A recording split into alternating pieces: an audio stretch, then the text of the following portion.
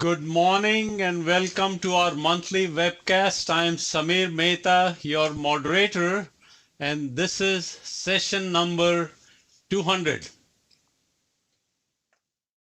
Almost 17 years ago, we started ccclivecases.org with a very simple message to transform how the world learns interventional cardiology.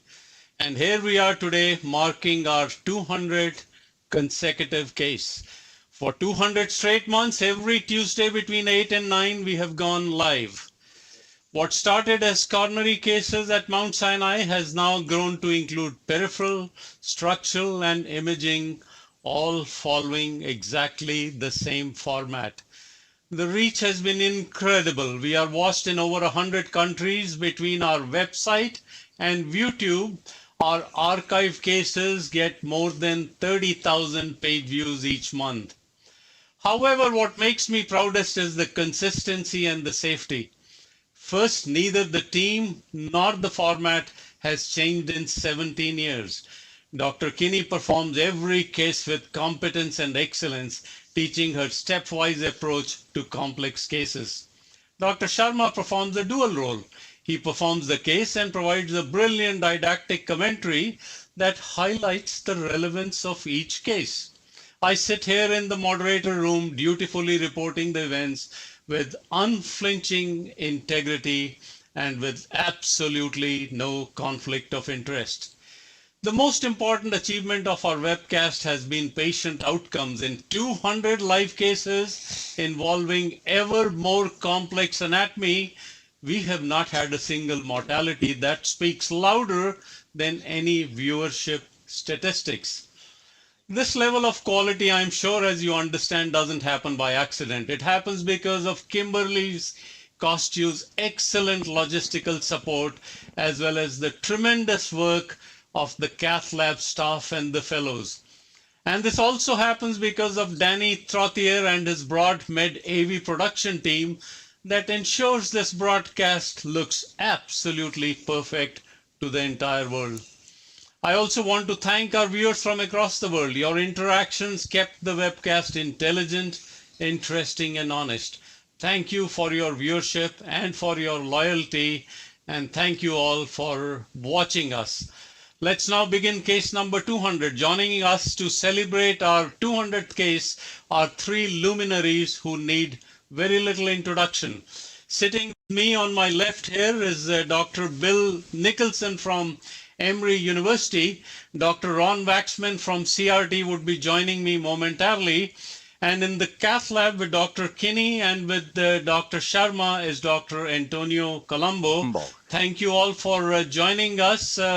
With these few words, let me take you to the Cath Lab. Samin, Anu, good morning, and what a journey this has been. Superb. Clearly, as you mentioned, I mean, this is a tremendous, and to celebrate this our live case of the 200th, I'm so happy. We got the great stalwarts of interventional cardiology, including Dr. Colombo, who actually, I would say, he's the father of modern PCI. Teaching right from the beginning. As you know, his biggest achievement introduction was how to take away the warfarin in the stent cases just by giving ticlopidine at that time. So that was a deal, I would say, the brilliant idea that good imaging and you can take away those anticoagulation which we used to do with the stent technology in the beginning. So with that note, I think we start and there will be a lot of input from everybody. We just thankful to all to be here, and most important, our audience. We can, all people in this room, can you make the camera a little better so everybody is seen there or no? They cannot be seen. Okay. No, they can be seen in a different angle. Okay. Samin, in the meantime, I'm delighted to welcome Dr. Waxman, who's joined me, and we'll have him on the screen for you. Beautiful. All right, let's have him also, so that with that note, we are ready to start. I mean, we always take the complex case. We did this time. We did not make a very complex, but very educational. So that had been. If we can show you the control, our classroom once again, and then we start the presentation. And many new features will be added on. And make sure our our IT people. Yeah, good, beautiful. All right, fantastic. Okay, let's go to the presentation mode now. Ran, welcome along with Bill. And this is our live cases with a target audience. Our overview, learning objectives remain the same way from 2009 until now. And this is the faculty unchanged in terms of the disclosures. And these are our commercial support for educational activity, which keep changing from time to time. But by and large, on the left side are our constant supporters, and we thank them for this live case, all these live cases. Now, this one, as you see, it is the CCC live case number 200. And Wait, now, go wait one. Go back. Was Yeah. to Go back. disseminate this technique of catheter-based percutaneous treatment of vascular disease, commonly called PCI, in awake patients by seeing one, doing one, and teaching one.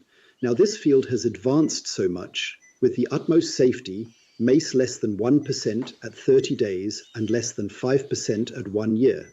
Less than 3% of cases were inappropriate, and more than 60% were appropriate. More than 60% of patients were discharged same day, and over 95% were discharged by the next day. Here, we're celebrating the 200th consecutive episode of CCC Live Cases with its founder, Dr. Samin Sharma, and the greatest interventionalist of all time, Dr. Kini, hailed as the GOAT of interventional cardiology by her fans. All right, how do you like that? AI generated. Fantastic AI generated. Unbelievable. Congratulations. What a resurrection. Yeah. Yeah. So what we are introducing for 200 and subsequently the future is we are working with Medinbox, who already has introduced this AI into the live cases. So people who, all our viewers can just use a QR code. And once you download the QR code, it will take you to a website. And from that website, you have various options that are will be available for today's case itself. The future will be, it will be available in the live case. As we are doing live cases, you can ask the questions if they have forgotten what actually happened if they joined later on. And this is how it's going to look. So what is going to happen, you see that? So there will be a transcript in the side, and you keep asking questions and it will tell you what exactly happened at a particular time of that live case, giving the description, and it will give you the timing. When you press it at that time, it will take you to that video. This is to exactly know what was mentioned at what time. So we'll talk more about this later on downstairs, but this will be available today on the 200th live case. So the QR code will be again available on the website. Okay, you can start wiring now. So we start to the cases, and maybe I'll ask our friend here, Antonio Colombo, who had been associated with our CCC symposium right from 2000, from 1998, which we had done, and many of them had attended. Great friend. And Antonio, I know you have probably seen some of those CCC live cases. We just wanted some words from you.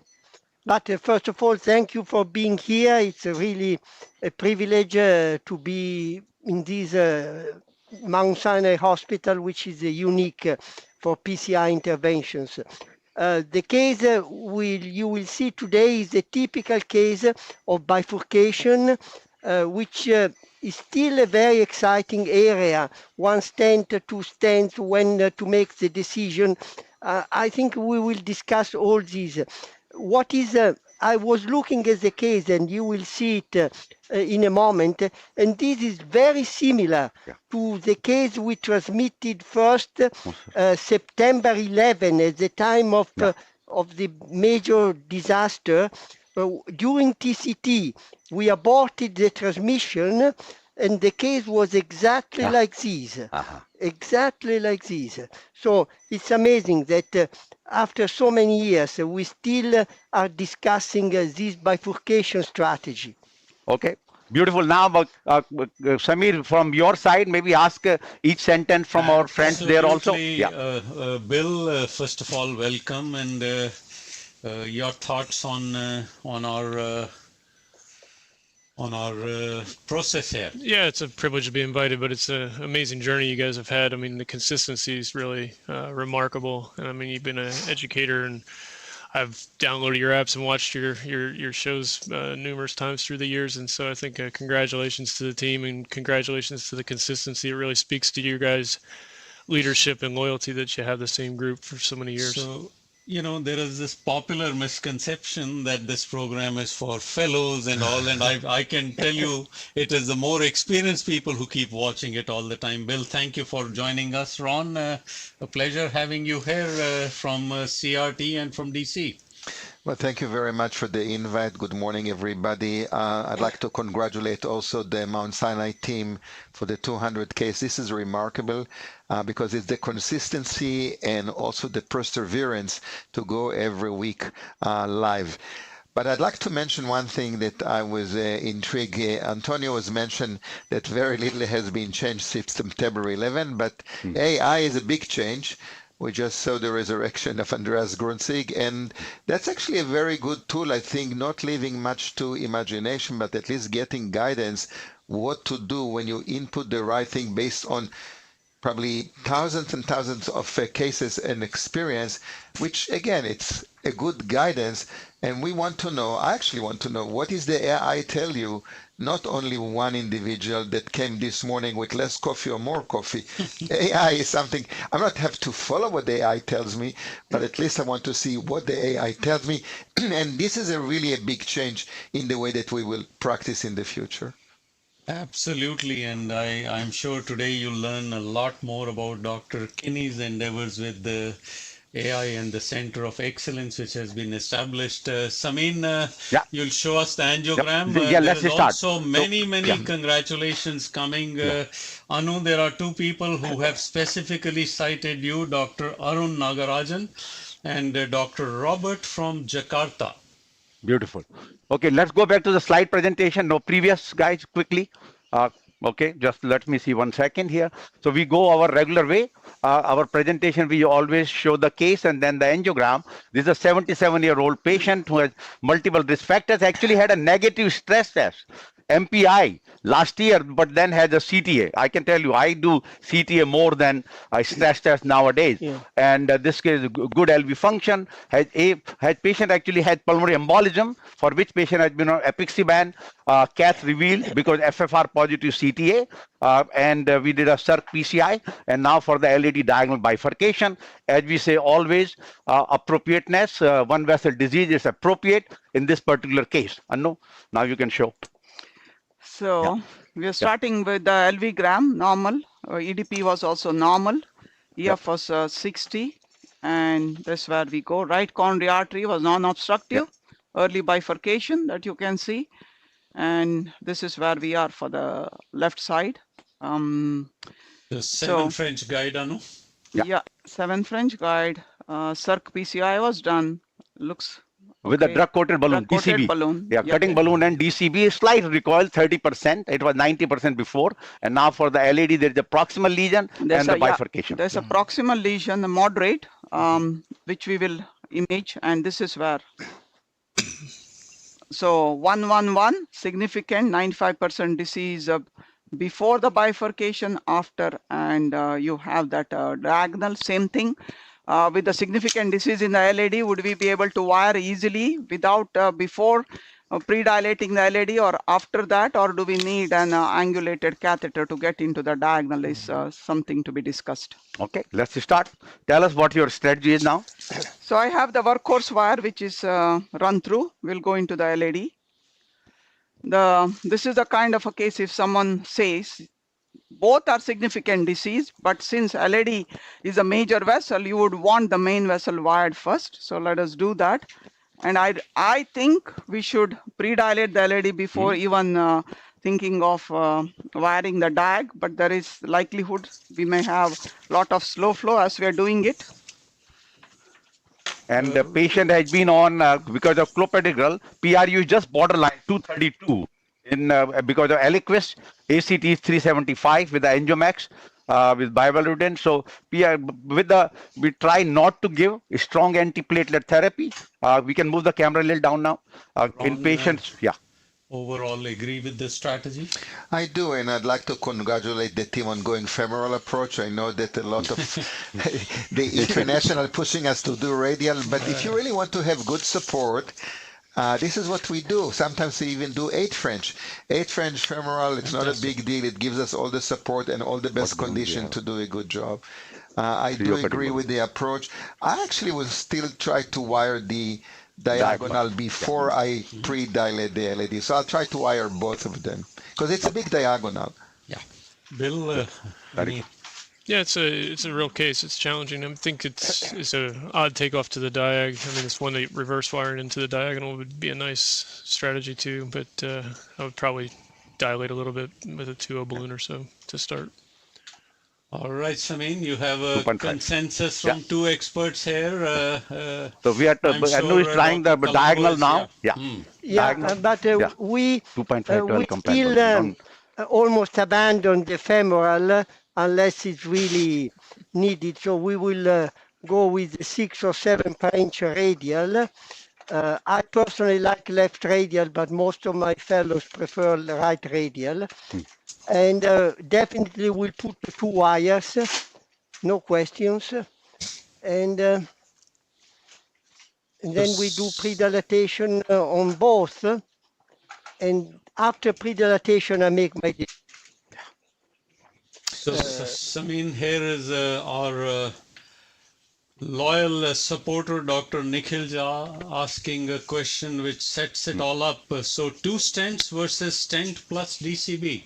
Well, that's where we are here today. Antonio can comment on that too. But I used to make this decision before. Nowadays, I prefer to make the decision after lesion preparation. So I don't need to anticipate the decision now. Beautiful. I think that's a right statement. I just want to make sure everybody knows that what we are trying to say, that can we avoid stent? That's the key. So if you have a good result, residual less than 30%, then it's yes, you can avoid stent by doing the, then you use a DCB. If you could not get, some people do IFR, FFR, but angiographically, this is 2.5 balloon first. It's a relatively short diagonal lesion, so the chances to be able to go with 1 stent are reasonably high. If you decide to go with DCB, I would prefer to do the DCB before you put the stent in the LAD. Yep. So you would start with the diagonal, DCB it. If it's okay, you can move and just stent the LAD. But you don't want to pass the DCB through the stent of the LAD because you may scrape some of the drug and the coating. Absolutely, yes. But you know, Ron, I totally agree with you, but this is a little bit different, for example, from the randomized study published in JACC from China. Yeah. They did DCB after stenting. I know. And it's funny because in the supplementary tables, in the supplementary material, they did some studies and they showed that you don't have much scraping of the drug. I'm not so sure that this is true. Yeah, I don't know how you can do it. Theoretically, I think it makes sense, the approach that I suggested, but you could be lucky also with doing it after. But if you have the option, why don't you do it before? And I think it's the same. I think you're right. There's no reason to struggle and go to the struts. And theoretically, remember the biggest issue for the DCB issue has been that retention of the drug. And if they always happen, we try not to do even DCB through the guideliner. We make sure the path is very clear, and then only we talk about the DCB no touch technique. Definitely, I mean, we know that how filmy and the things are. And same cutting balloon, you take 2 or 3 times, pull back, rotate, every time 30 seconds. So this is a cutting balloon, which size? It's a 3.0. 3.0. Anu, there's a question, which wire did you use for the diagonal? That was a fielder. Ostium. No, I don't think so. Let's image. Okay. Let's take a diagonal. We should open with a 2.5 balloon, and then no, you want to just cut. I think cutting balloon will take it. Yeah. 275 cutter, right? Use the same one then, 3O. 3O? Okay. Low You know, pressure. it's amazing how the cutting balloon is surviving technologies. Yeah, that's right. Go back to the very, very old time. I remember Raoul Bonan from Canada was The first one, yep. was one of the first users. But the device itself also improved in terms of the profile deliverability, Yeah. and also the strategy. We used to do not more than 10, 12 atmosphere. Now we can go high pressure, as you showed that it's safe. Yeah, yeah.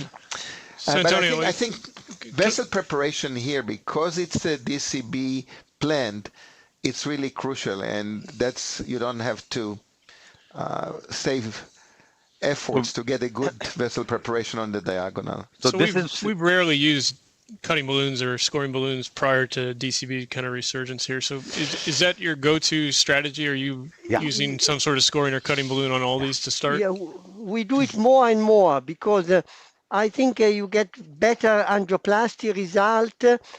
You may also facilitate drug delivery. Yeah. There was a study that But, showed that you get you better have, drug. yeah. Are you sizing 1-to-1 or are you downsizing a little bit because of the angiotomes? I go to high pressure and I downsize a little bit because in the cutting balloon, when you go to high pressure, becomes a little bit semi-compliant. Have the 2.5 balloon ready. yeah, right? 2.5 balloon. That is probably Maybe go- difficult to go with the cutting balloon Yeah. in the side branch. And it's the same 3O And cutting this has balloon. been used, Yeah. Yeah. inflated take it already. Yeah, I would take a fresh one if you can. No, but we have 2.5 balloon. Let's go with a non-compliant open, and then we can go back with this. Yeah, Yeah. I will try with the regular balloon, Balloon, yeah. because the angulation is not favorable. It's okay. So one Maybe- other point could be that there could be entanglement of the wire. That's why, if anybody noticed, I pulled the LED wire back. I did not pull the diagonal wire back because it was not easy to wire. Pull the LED wire back, went back in. So, Antonio, are you concerned on cutting the other wire when you apply in the other branch, when you apply the cutting balloon in the bifurcation? No, it never happened. Never happened. Never happened. I It agree. may happen sometimes, but so far never happened. Never happened to you. What about rotational atherectomy if you have to never. do No, it? rotational That you should remove atherectomy, it. I always no. remove it. I never Yeah. did rotational go. atherectomy with 2 wires. No, I actually have involved in the 2 medical legal cases where they left the wire in the rota and they cut it. Good. Rota wire was cut. Did the rota, left the wire in the diagonal, and after the rota, the wire was cut.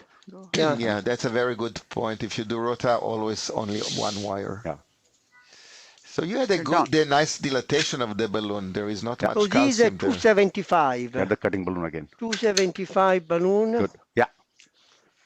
12, high pressure, and then we do the cutting again. Then you do the IVUS. Yeah. We can do IVUS of both. Sure. Now, Colombo, tell us, like some people actually in India were telling me that after the cutting balloon or lesion preparation, before you decide DCB, you leave the IFR wire for a few minutes.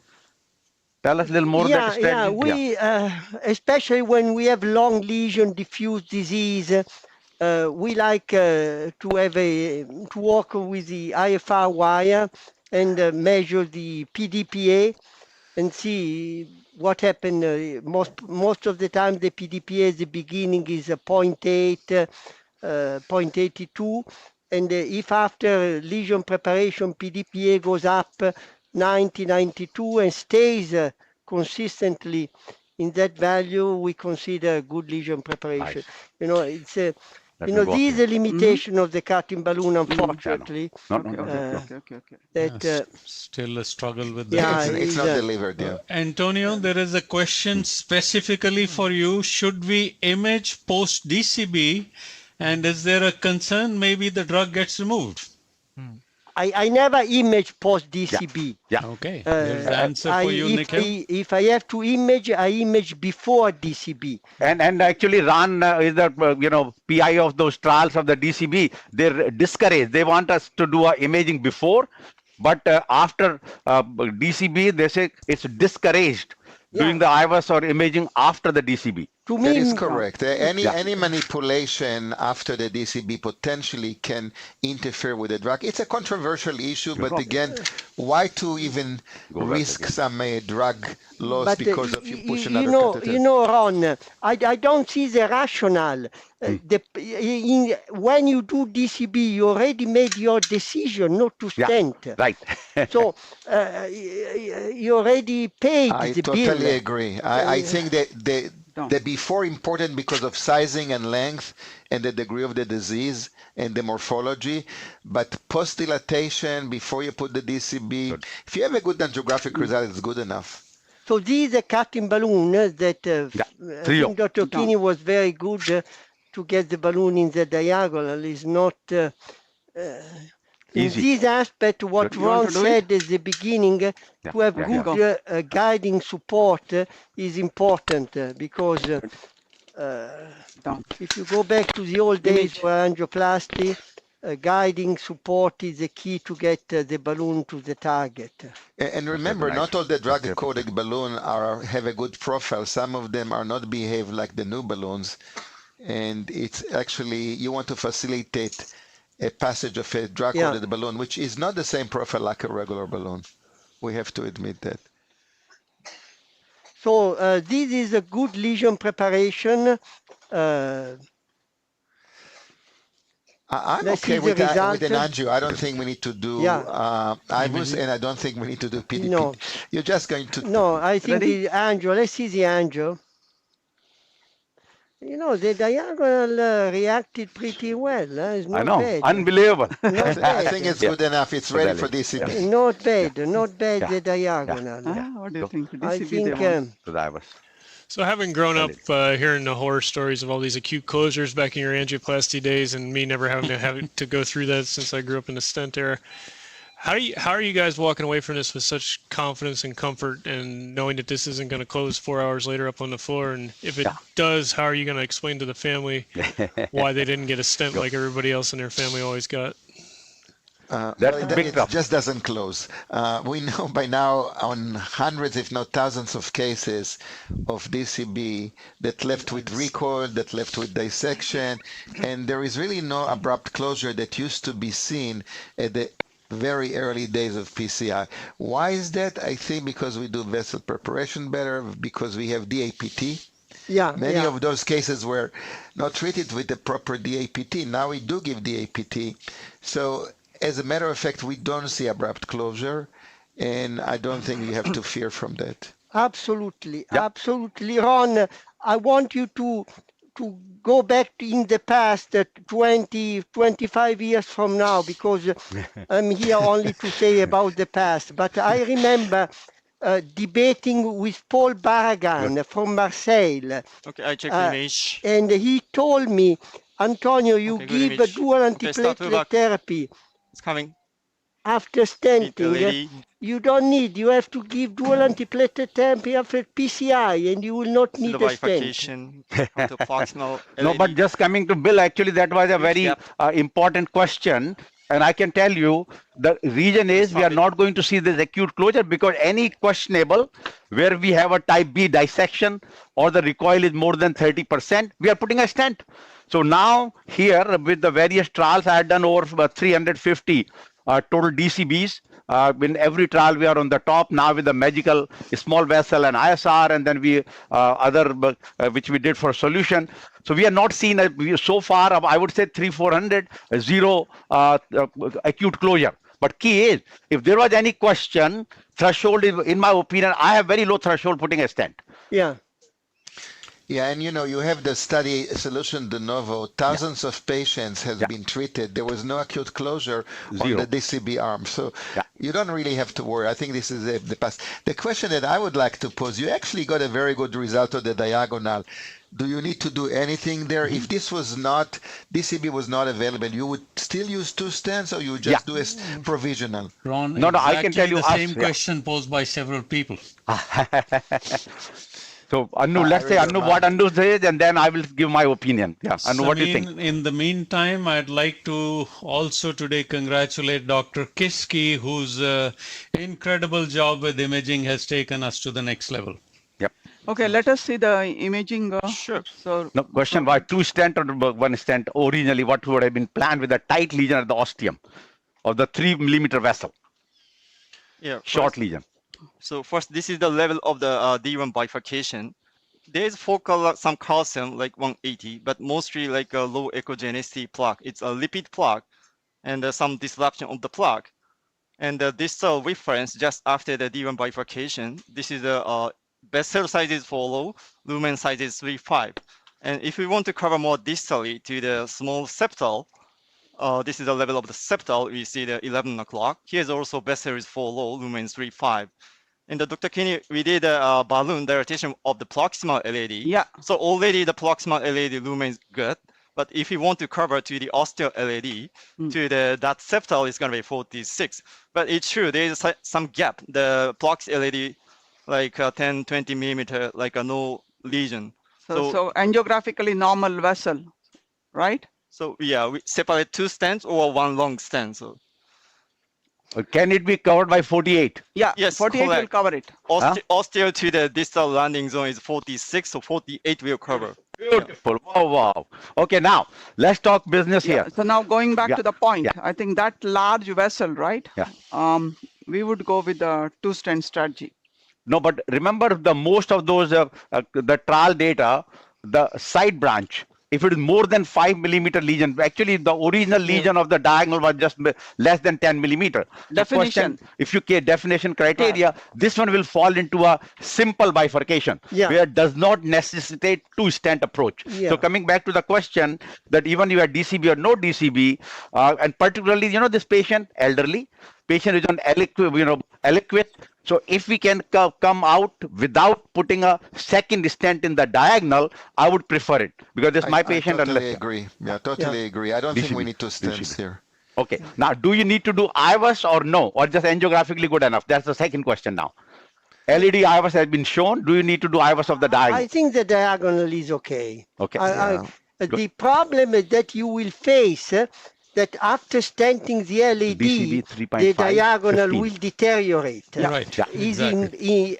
unavoidable. Yeah. So then you will have to recross the diagonal and do kissing. Yeah. But that's the reason why many times I do DCB after stenting the LED, because if the diagonal deteriorates, you have to do to do DCB now, then and we can go through the stent strut because we're going to open with the kissing balloon. Yeah. You want to do that? I still prefer to do DCB now. I think it's a long inflation. You're going to it's get okay. the good result. I leave you with the debate without answer. I tell you. No, we can ask people. For me, the question would allow, I think what Bill Mickelson was talking about, the same thing. You have a large, I understand your definition criteria. The biggest reason here is the 95%, okay, look at the angle of the diagonal, was not that easy to wire. So you do not want to take that large vessel, okay, and then you stent across. Then you have this. This is not a 95% the diagonal will. I will not object. You do DCB now. No, I don't know DCB. Okay, you get the license to do DCB. Antonio gave you the license. All right. You make your life easier. Antonio, another question directed at you. Any particular kind of DCB of your preference to use? These potentially conflict of interest question. No. Okay, but, let's have an honest answer. My answer now, if this vessel was my, I will still use a paclitaxel sequence, please, which is a DCB which has the most track records. What size you took? 3.5. I also like sirolimus, but the data, I'm still waiting more data for the sirolimus. And let everybody see this over, that you have to do the DCB without any touch, no touch technique, you see here. So which DCB, you have only one here? Yeah, we have only one approved. So you have no choice here. We have no choice, So you do the agent, right? So Ron or Antonio, so if you had good physiology on the LAD, why are you doing any stenting? If you're so confident this isn't going to close. This is a very important question. The lumen on the on the IVUS was not bad at all. You could do 2 DCBs, but Absolutely, maybe yeah. it's too early for this strategy. Yeah. Maybe in 2 or 3 years. Yeah. Now, So in the solution de novo, they used to do only DCB, then they had some Yeah. bifurcation. I think it's doable. Again, the issue of DCB is a mindset. You have to be prepared not to do the stents, and I think you can do it. I mean, there is really no reason why not to do DCB to the LAD and DCB to the.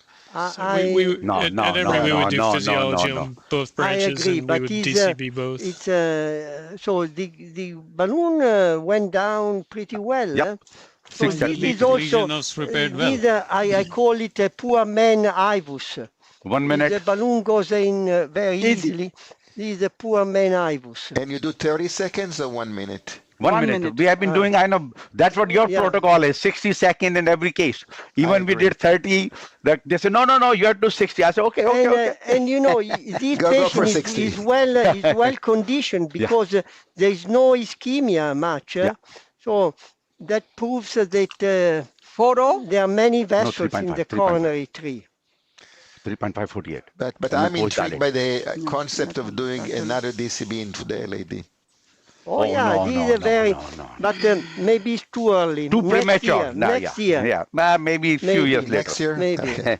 3.548, not 4.0. But to your But, point, but the concern why if, everybody's afraid is because of acute closure. It's not because no, they're worried no, about no, restenosis. if you do- Restenosis, no. So if you acute do- closure doesn't happen, why are we worried about it? I'm not if you worried. I think do, that if that's you what do you should do. DCB on the LAD, I like to review the IVUS, measure the lumen cross-sectional area, and make sure that the lumen cross-sectional area for this LAD is at least 6.5 square millimeters. Samin, question for you. What was Yeah. the size of the DCB? It was a 3.5, 15 millimeter at 8 atmosphere for 60 seconds. 3.5. 3.5. So very big. Yeah, That's so a big, just a bit big for the diagonal. yeah, no, but diagonal was very good size, so low pressure. And secondly, remember many of the trials have shown, I know some people are talking about large vessel. Still the jury is not out for the large vessel DES versus DCB.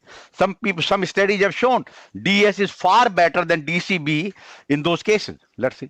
So, Samin, but- yeah. another intriguing question from the audience for all our Very experts. good. Anybody could answer. The comment is that many people are using DCB in STEMI. What do the experts recommend? There are ongoing trials, randomized trials. I think makes a lot of sense to use DCB in STEMI. You may avoid some embolization, but Post-dilation. And 4.0. 4.0 let's see what the result of the 15. trial ongoing tell us. 15. 50. Antonio, another- another viewer has asked your opinion regarding leaving what level of dissection after DCB? This is, first of all, a dissection before DCB. I call it before because Good, is very common. 40% of the time you see an angiographic dissection. What is important is that the residual lumen wait. has to be large. And the flow should be good, yeah. If you have a good flow, you know, PCI it's all about dissection. Too long. so- Okay. Take a picture. So we've kind of adopted if there's no residual contrast hanging up on the wall after the angiogram, that you're probably okay with the dissection. Yeah, contrast hanging there. Yeah, hematoma, no if you have a contrast hematoma, hanging, yeah. residual lumen large enough, Don't go too projections. And of course, if you have Now some dye. the IVUS, too you long. can measure the too size long. of the Some dye. residual lumen, which has Good. to be at least 70% of the area of the balloon that we have used. You know, to your question about STEMI, I'm worried about distal embolization because it's not a pre-dilatation like you do in a regular case and then you put a stent. Here you have to go for the full size and there's a 15. lot of thrombotic material that And you 20, can okay. dislodge. So I prefer not to. 15. 15 they're saying, no 15. 20. So this is a 3.5 stent. 48, yeah. And proximally, we know vessel is 4.0, so we are going to dilate proximally with the 4.0 and see it in the epicranial. And then we decide by the imaging, and that's it. Let's see. So this is the difference, Bill. If you do DCB, you don't need to IVUS post. If you do a stent, you must do IVUS post because you want to make sure this stent is well expanded and opposed. So again, you can save IVUS run if you do DCB in the LAD. Good. Yeah, you had such a beautiful result on the diagonal ostium. I would have been really tempted to try to not stent across it. So. All right, that's So best thing is don't look at it. No, you can look at this 3 months from now and you'll see how beautiful it is. No, but I can tell you that there has been a recoil in that OM. So just wanted to show that picture. In the end, it was very good when we left last time. See that now? About 30% ostial, that OM. Recoil, it was a 3, I cut it with a 3.0, sorry, 2.75 cutting balloon at 16 atmosphere, and then DCB. There's about 20% recoil, but not too bad. Okay. I think functionally may be negative. Take the wire out. This is That's okay, leave it. looking back, tracking at the journey of CCC Live. You have any idea how many people are watching us live now? You tell me. You know, make a guess and be wrong. Let's see. I can tell you this has to be today episode in thousands. That is very hard to estimate, but on our YouTube and CCC Live, there are 87 viewers, and I can tell you I've been besieged with questions, many directed at our experts. So this balloon that you're using, what size is? Go on this wire. Don't What happened? No, it's not going. So get me a smaller one. Okay, 12. Yeah. So this is 4/12. We want to dilate the ostium with that. So I said 12 or 15. Yeah. Okay. 15 they do not have. Yeah. No, I mean 12. This is what, 12? Yeah. Okay. So 4/0. I mean, it's looking very good, but still, before we do the IVUS, we want to do the IVUS, right? No. Let's post dilate. Yeah. No, after post dilatation. Oh. And then we'll go. Our plan is today to finish by 8:55. We are about there. On track. On track. And we need to get you started with your review as well. Yep.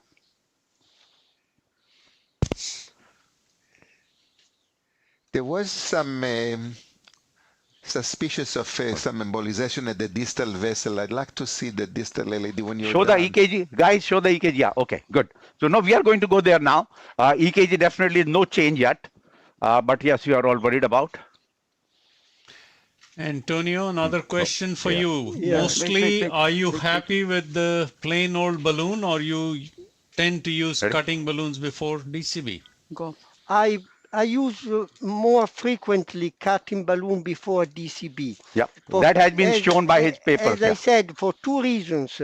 One, because I get a better angioplasty result, and two, because I may get a better lesion penetration of the drug. But another important use of the cutting balloon is that if I have a pre-dilatation and I have a dissection that I don't like, before proceeding to stenting, I go with a cutting balloon. Sometimes the cutting balloon converts a bad dissection into a more acceptable dissection. No way to get rid of the dissection. Do but the dissection... Do you distinguish in your mind between cutting and scoring? I mean, when you're talking about cutting, you're talking about angiotome-based balloons, or are you I'm more a fan considering of the cutting. I'm more a fan of cutting. Same here. But So- you know, there are people that like scoring. I think they like Well, scoring. I can tell you that we, in our lab, we use about 80 to 90 these cutting balloons and scoring balloon. 60 we use a cutting balloon and 20 score flax. The advantage of the score flax is you can go 20 to 24 atmosphere without rupture. But yeah, so I mean, overall, we feel that the cutting balloon does the better job than the scoring balloon. And I like the cutting because it's more difficult to deliver, so it takes you more into the stage to be. You see the diagonal deteriorated. Yeah. No That's the worry, only- it will open again. So you definitely need to do a kissing and reevaluate after the kissing. Antonio, another question for you. This is again Dr. Krishna from India. After stenting large vessel, if you notice significant stenosis distal to stent, can you go ahead with DCB? Sure. Yeah, I mean, you have before going ahead for DCB, you have to do a dilatation. DCB is a paint. You have to prepare. You have to do with a balloon. If the balloon shows a good result, then you go with DCB. It's adjunct. It's not like. But, Antonio, if you were going to do a 2 DCB strategy here, would you have kissed your 2 DCB balloons, or would you have done sequential I do painting? sequential. I go with 1 DCB in the diagonal. I deliver the drug. I deflate. I leave the DCB there. I go with the DCB on the LAD. I inflate for 1 minute. And then I pull back the DCB from the diagonal and I do a kissing. One thing to notice here, the vessel has been grown nicely in the LED. Yeah. We have Check much the larger image. LED now. Start pullback. Yeah. I mean, the start LED.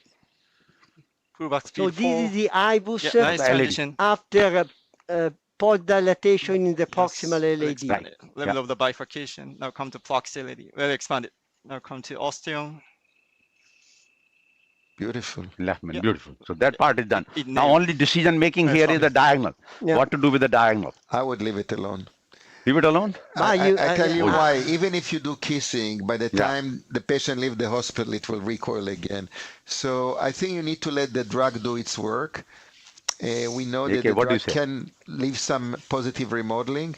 I think that just stretching it more, it's not going to help much now.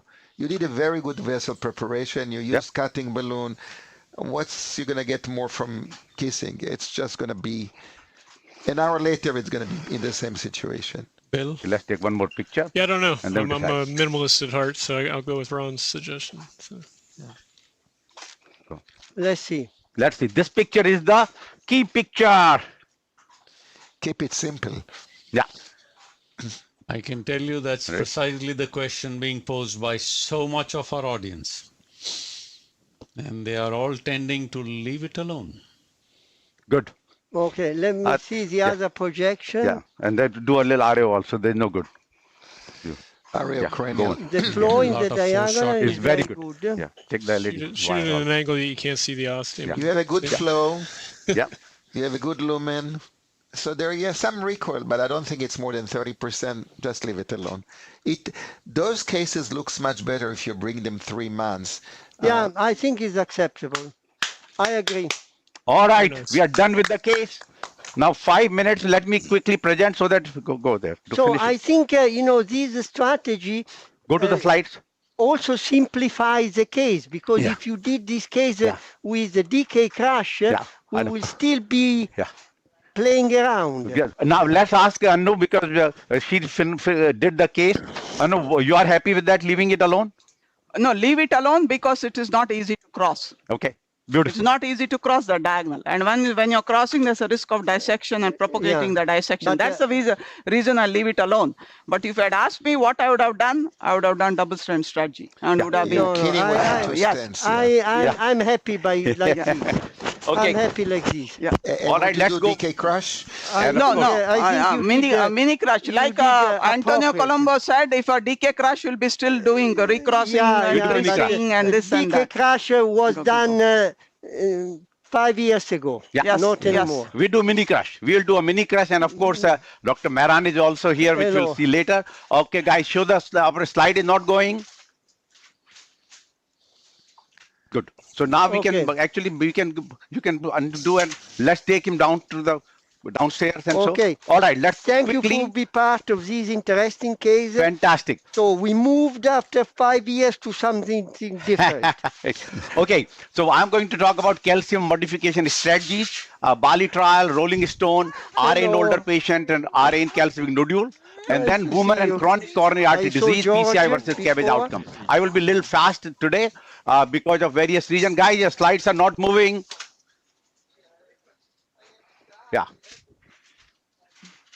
Okay, we know the devices for the calcific lesions, a non-compliant balloon, angiosculp, a scoring balloon, and orbital rotational atherectomy and IVL. Their usage, we know 3 trials of the Eclipse, Prepare Calcium, and Rotexus. One is the orbital, other 2 are the rotational. All have their plus and minus. And then IVL is the field. which is mushrooming. Look at this. If so many IVL devices, every company has to have IVL in the future. And they have all different features, which I put it here. Some of the trial going on. Shockwave, that they have the new trial with the Javelin coronary. Bolt Medical we did. Again, I'm the highest enroller in the Bolt Medical, and others are ongoing at present. Then the calcific nodule has come quite a bit.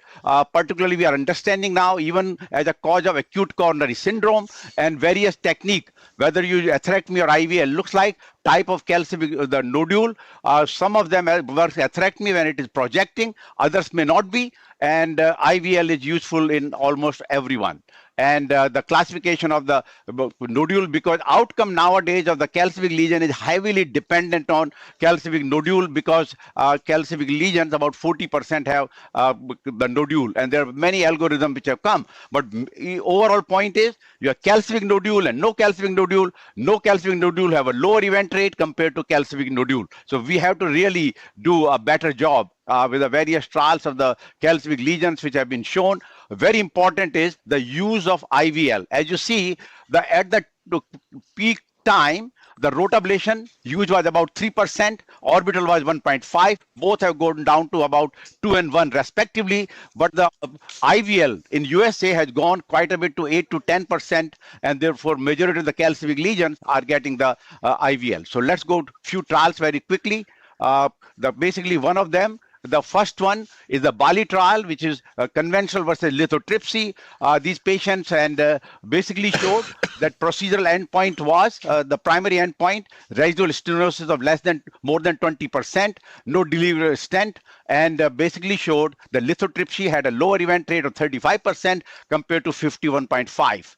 Now, other point, instant restenosis was basically the region, but the TVF was just decreased but non-statistical. More important, the procedural event. Lower myocardial infarction with a lithotripsy, but first time a trial showed higher perforation rate, 4% versus 1%. This is one of the outlier of the IVL trial, because every trial in the past has shown lower perforation with the IVL compared to others. So this basically put it together very nicely. And now we go to the second one, a nice editorial by Kirtani. Then Rolling Stone trial, which compared lithotripsy versus mechanical debulking in calcific lesions, basically atherectomy versus lithotripsy. Again, not a randomized trial. It was the registry, and overall they showed various features, and that's where the money slide is. In hospital MACE was non-statistically higher with atherectomy compared to IVL. Individual points are there. Actually, here also perforation rate was similar in both the strategy and higher exercise complication, because in this group, higher radial was done in the IVL group compared to rotational atherectomy. Or atherectomy, it was 77% rotablation, 23% orbital atherectomy, but higher vascular exercise complication because of larger, higher femoral route, femoral approach. Now, other endpoints, look at that. The IVL had a lower 12-month cardiovascular death. Other were identical as shown here, but very interesting that IVL had a lower death rate, and these are put into nicely in this central figure, that lower event rate, lower MACE at 1 year with the IVL. Then we go very quickly, our publication of rotational atherectomy in elderly, which we compare 65 to 74, 75 to 84, more than 85, and basically showed that yes, death happened acutely, reasonable, some higher complication, but as expected based on the calcification of these cases. But more importantly, other endpoints of the MI and TVR was not different at 1 year. So that we concluded that rotational atherectomy can be done in high complexity cases in elderly patients. Don't make them devoid of it. Then there is lastly, the ultrasound calcific nodule use scan study from Japan. And basically they looked into it that you have a calcific nodule, but you have a sheet or you have a calcium on opposite side of the wall, and in some cases you don't have a calcium opposite side of the wall. What is the difference of orbital or rotational atherectomy? In this particular, Anu actually has been showing in various of our earlier algorithms that if you have a concentric calcium with nodule, orbital atherectomy is more effective versus when you don't have it, and that's where you see dissection. This is the one they did. The rotational atherectomy overall was effective in this calcific nodule versus no atherectomy, and more importantly, that once you have this contralateral calcification, rotational atherectomy was subsequently more effective. So one, rotational atherectomy was very good for IVL, for the calcific nodule. Second, there was no comparison with IVL. Second, if you have a contralateral calcification, rotational atherectomy did a better job compared to none. So lastly, this is actually we now ongoing trial with doing nodule shock, sponsored by Shockwave J&J, that 20 patients have been enrolled. Exactly come up what should be the strategy with this calcific nodule. I'll ask Anu to make a point on this slide, this study, because this will be a dedicated randomized trial. Yeah. So essentially, I mean, what we have published many algorithms to understand how you take care of this calcific nodule and the presence of the calcium sheet. So what you just discussed. So you can see the pictures there, non-eruptive and eruptive nodules, but most of the time we are going with the non-eruptive because we are doing stable cases, and we need to have a calcium arc of 160. We do the OCT and make sure there's a calcium arc of 180, and then there is the presence of a nodule. Then we are randomizing RA plus IVL or IVL alone to see if any of this strategy will work. But of course, when we are doing so, after we consent the patient, we may not see the nodule. So in that situation, we are trying to see, do you need to give all the 12 pulse, or do you can you leave it up to the operator? So that is what we are looking into also. Beautiful.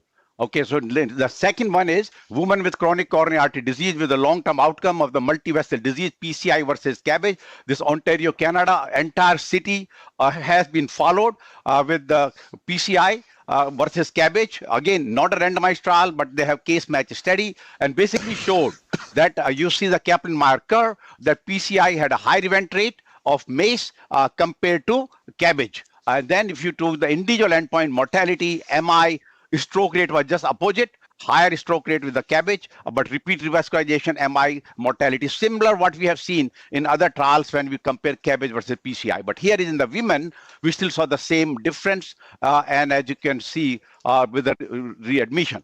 So only thing is, in-hospital mortality or in-hospital outcomes were better with the PCI. We always knew short-term, which was in the Excel trial also, compared to the outside outcomes. So clearly, the PCI favored the in-hospital mortality, but everything else, MACI, all-cause mortality, cardiovascular readmission, favored the CABG, and also stroke rate favored PCI. These are something which we already knew, but it was more reinforced into the women in this study. So basically, question is why that happened. So one explanation they gave that there is a lot of non-obstructive plaque to obstructive CAD in the women, and therefore higher overall plaque burden, which is a prognostic determinant, differential impact of the CAD risk factor, particularly for PCI, you need to have controlled risk factor. CABG maybe not that much. Same thing, medication on compliance. Now, this is not the only one study. We have 4 other studies: New York State database, Syntax trial, Noble trial, Excel trial, all have shown higher mortality or MACI in the women compared to with the PCI compared to CABG. So let me put it together. IVL better than no IVL before stenting in the calcific lesion, yes. PCI with IVL better than atherectomy in complex calcific lesion, yes. RA is effective and safe in older patients, similar to younger. So nothing remarkable, but yes, can be done safely. And RA is more effective in calcific nodule with contralateral calcium, yes. So real world data have shown that all the PCI versus CABG, CABG is favored in women, so they should be given the chance for CABG for these patients, particularly multivessel disease. So 3 questions. Following are the true statement regarding the Bali trial, comparing IVL versus no IVL before stenting. TVF was similar with or without IVL. MI rate trended to be higher in no IVL versus IVL. Perforation rate was numerically higher in IVL versus no IVL. Higher instant residual stenosis, more than 20% in IVL, and similar safety endpoint. Answer is D is wrong, because less than 20, higher number of patients had less than residual of 20%. Second, the enrolling stone, comparing IVL with atherectomy. What is the data? Lower MACE rate at 30 days and with IVL versus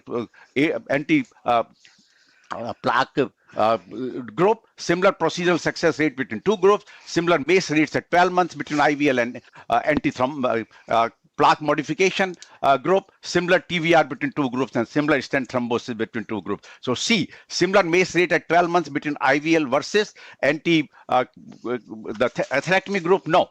because MACE rate was lower with the IVL compared to atherectomy group. Last question. Following are the true statement regarding the long-term outcome of PCI versus CABG in women in chronic disease, lower MACI, CABG versus PCI at 5 years, similar in-hospital MACI with CABG versus PCI, higher revascularization after PCI, higher mortality with PCI, higher stroke rates with CABG versus PCI. Answer is B is wrong because not similar. In-hospital MACI was lower with the PCI versus CABG. With that note, I complete our presentation for today. Samin, as always, a comprehensive review of 50 trials in 8 minutes. Only you can do it. Anu, many congratulations coming to you specifically today from Turkey, Egypt, Indonesia, thanking you specifically for teaching them so much. I want to thank our experts, Dr. Antonio Colombo, Dr. Bill Nicholson, Dr. Ron Waxman. I had nothing to do just to let them go with their excellent discussions. To Broadmed AV, Danny Trottier and his team, thank you for your incredible support. Samin, any final comments from Dr. Kinney or any of our experts? Otherwise, we will join you all in a few minutes with the faculty interactions and lectures and see you on March 17. That's it. Thank you. Thank you very much.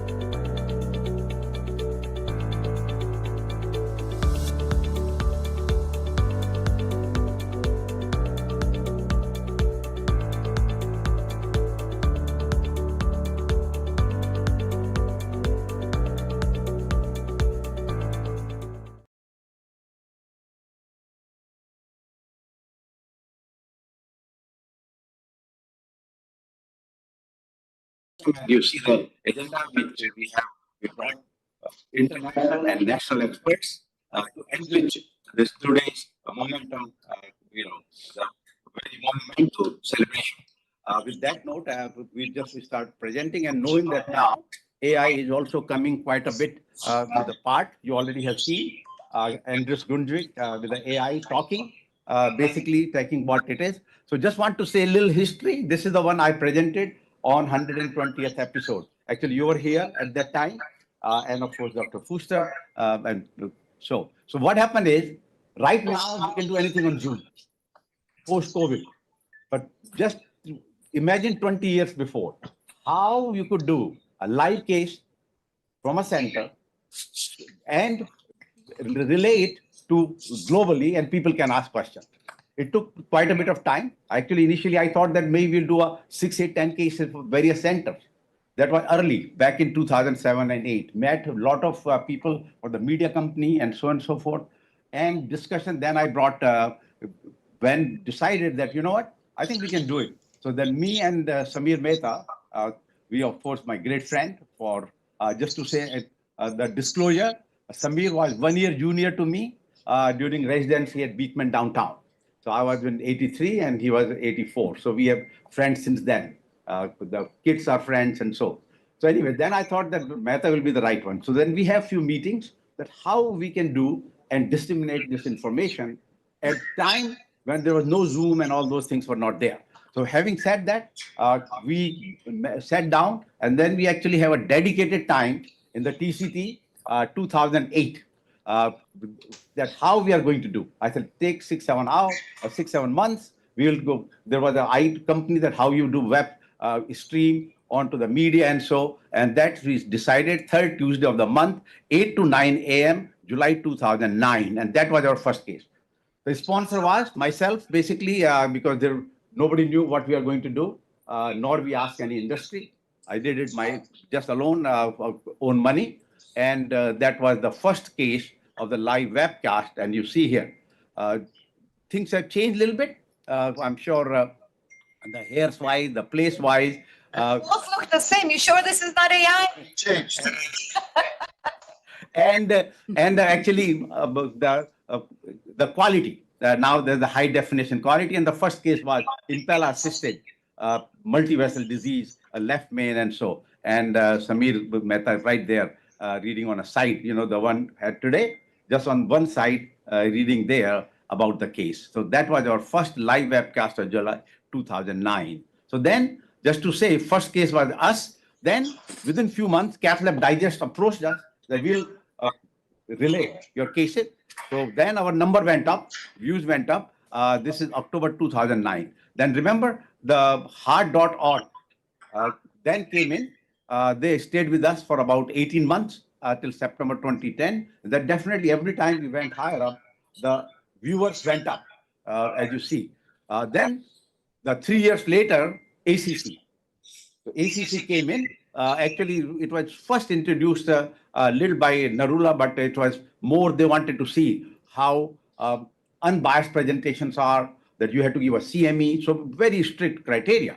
But at the same time, what it did is that really boosted our audience, with one case being a 13,000 plus cases. So then we come to now, 6 years later, at the 2019. So the ACC kind of, for some reasons, they said we cannot support because a lot of people wanted to do a live release also. They wanted us to rotate. Many of the things they said, we could be sponsored, but now you have to rotate into 3 centers. We said, no, absolutely no. Then actually we had a short discussion with the Martin Leon for the CRF. We went to his center, presented. He said, yes, it could be. But then with Columbia and Mount Sinai, 1-to-1, I said, no. So now, all of a sudden, we felt, oh my God, we are having a 10, 12,000, and now we will be alone. What is going to happen? And what is going to happen? We are going to show it. It definitely made us very nervous. The whole idea was to teach everyone with this global, and it has taken a momentum. And the key is, this is I showed at 120, and now for the 200th episode, common in all, Samir Mehta as the moderator and Dr. Keeney as the operator. I interrupted a 200 episode, we have delayed maybe 1 or 2 hours, but never changed the timing and the week of the year and so. So these are various July, then 120th anniversary, the second anniversary, 100th case, many Today of them. is the first in the series of the live cases, and this is going to become a monthly venture. Good morning and welcome to our monthly webcast. I'm Samir Mehta, your moderator. If we can start with my slide, so I can present this case with an 85-year-old male. And this is the case number I said, 198, 76-year-old male, has a class 2 angina, very high calcium. Where the consideration should rota be done or no because of the angulation as well as the little ectatic area, because the chances of perforation is higher in this kind of situation. Remember, there was nodule and there was no calcium in the opposite side. This is a kind of area there's a risk of perforation. So very cautious when you're doing cutting balloon, high pressure balloon, or post dilation with the stent. Let's put a stent ready. Yeah. Trials in elective cases or urgent cases, and of course now for the STEMI patient with the horizons, showing that bivalvulotin is as good as heparin in 2B3A. Next. But nobody has ever done the trial. And this was the trial. You have graft occluded. So rather than going to the, should you go to the graft or should you go to the native vessel? And this was the Proctor trial. So just to say, our format remained the same right from the beginning. Case presentation, the slide, the actual case before the e-blast, and then case presentation, then the slides, which I say that's what we had back and forth, or the latest case and so. And the case, everything, we had some complications, everything was shown live. One complication in 2015, unfortunate one, in the case, the patient really went into cardiac arrest after occlusion of the left main. CPR was done. Actually happened to be Spencer King was in the room.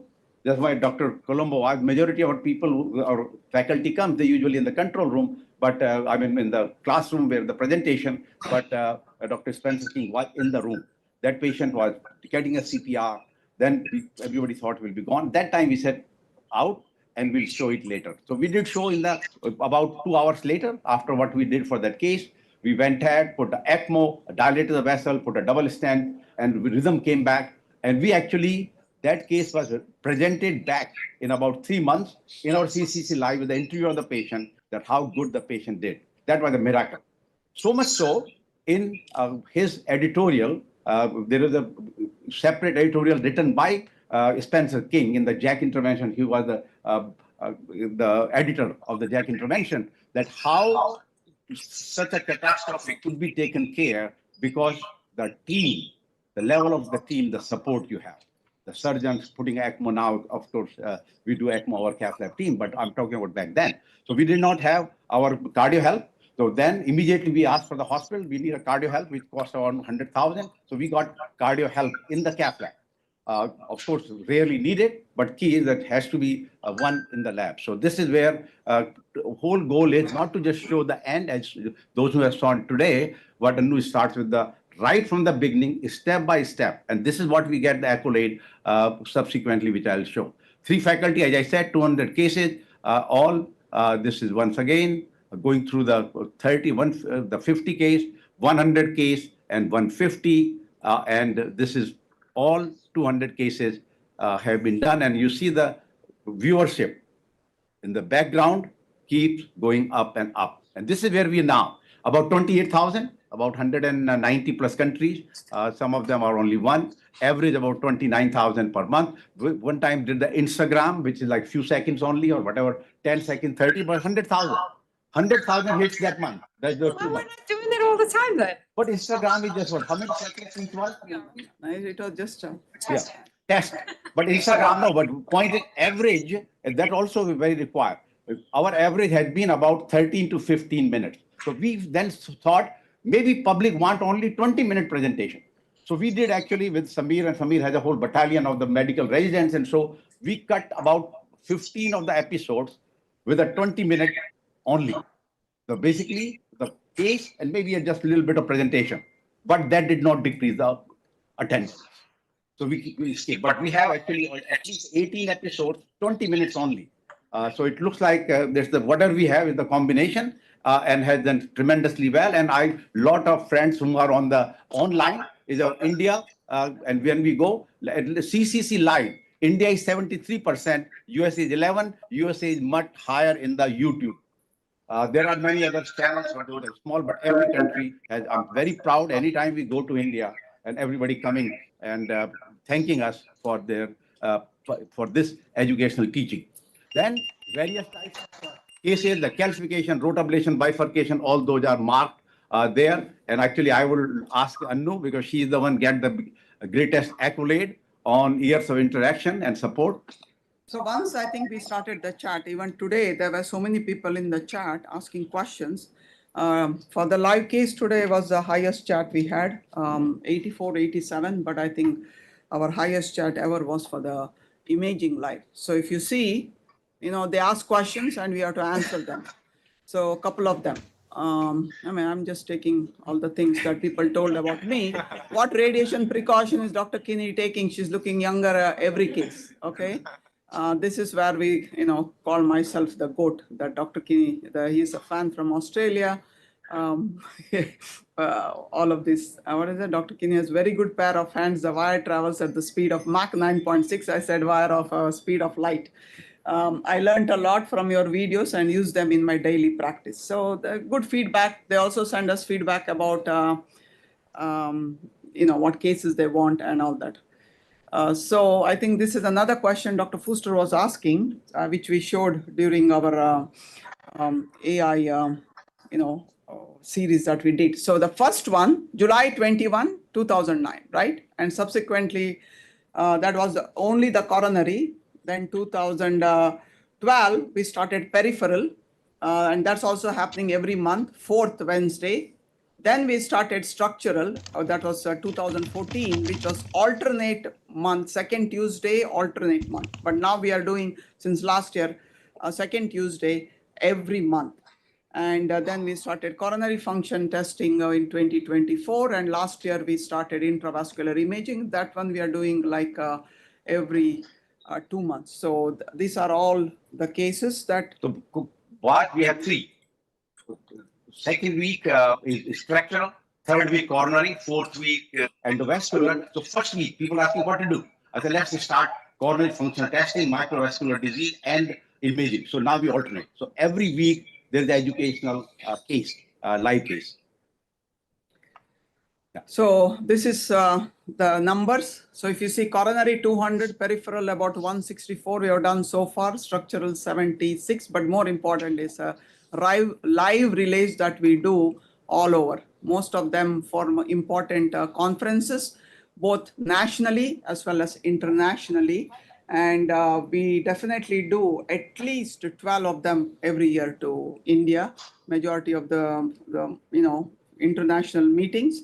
And of course, some of the national meetings here, those are here. So the great thing is if you go to ccclivecases.org, you can go and see these cases, which are either our live relays or any of this archived, you can go and see them. And I think that is one slide that I wanted to show right now. And next live relay will be our, in terms of advertising, I mean, as a part of it will be next month with the CRT. Dr. Waxman always happy asking us to present the case of a complex, our similar kind of case number 1, bad LV using the device. And as you know that now we have a few 9 French trials going on, and by probably mid next year, we'll have a 9 French in parallel. And of course, one of the trials with the Picante, we are working together with Nicholson, but that's still larger French. I think the future of MCS will be using the 9 French device. So that actually will decrease the vascular complication and many of those bleeding and in-hospital mortality.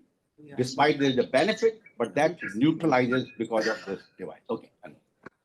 So I think by kind of a little discussion we started, how could AI help us in understanding, but especially in the educational part, right? So let me tell you something. So we have that many cases that are already in the archives. The question is, would somebody go and watch all these cases? That's number 1. But 2, with the change in technology, change in technique, you saw that right? There are 6 of us there, and each one was talking about a different way of handling the case.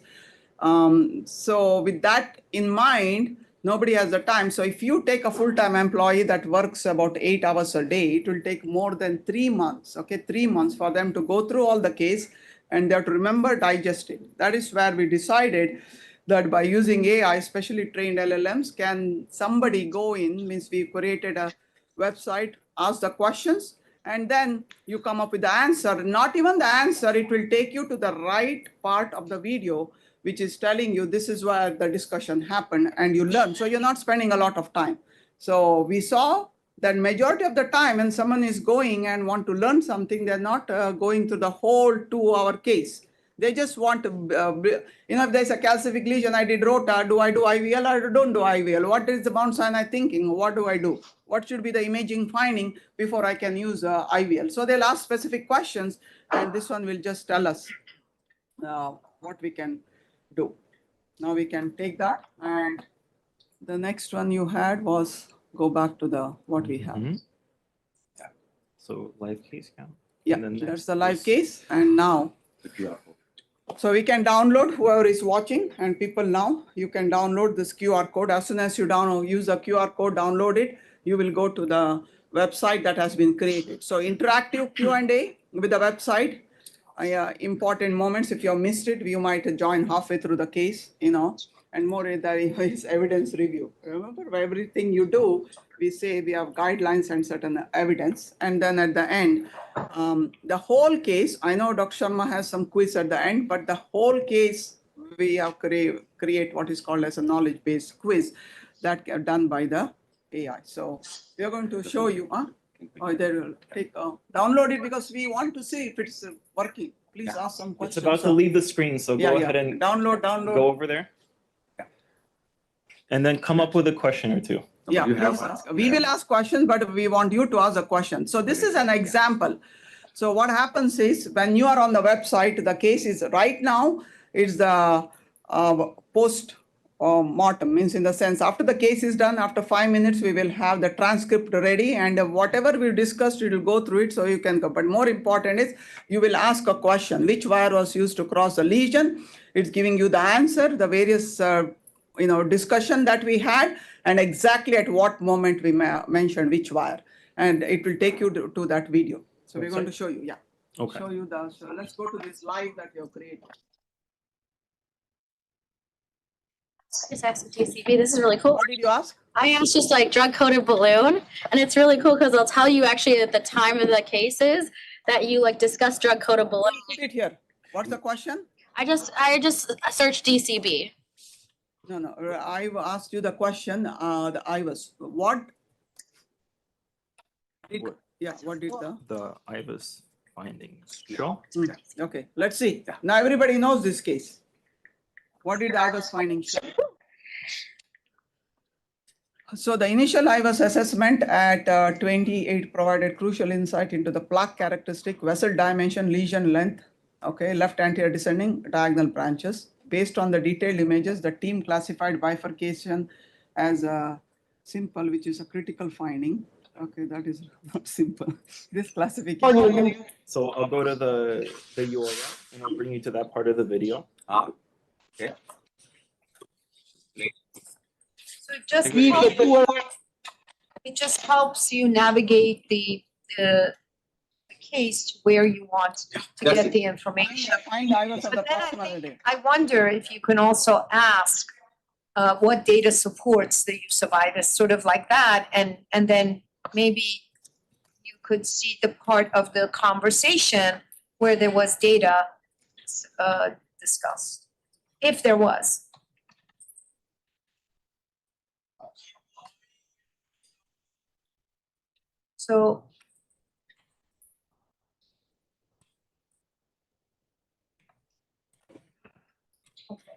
So it's not the. Oh, there it is. Here it is. So it gives you. This is really important. So then you can see. Provided strong evidence. Yeah. And use scan study, which we presented today. Go. Right. If you talk about something, there it is. So now you can see it. That's cool. That's really cool. All right. AI coming to our life more than what we want. but the key is making things simpler. Okay, let's finish the last slide and then we go. Sure. They made a funny slide. Okay. Let's see. Let's Everybody see what be like. ready. Okay. Done. Welcome to Catholic Park. 200.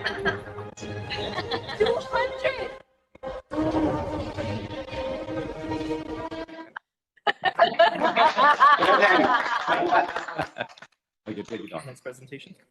No, first, Dr. Dr. Kinney, you looked younger than Dr. Sharma there.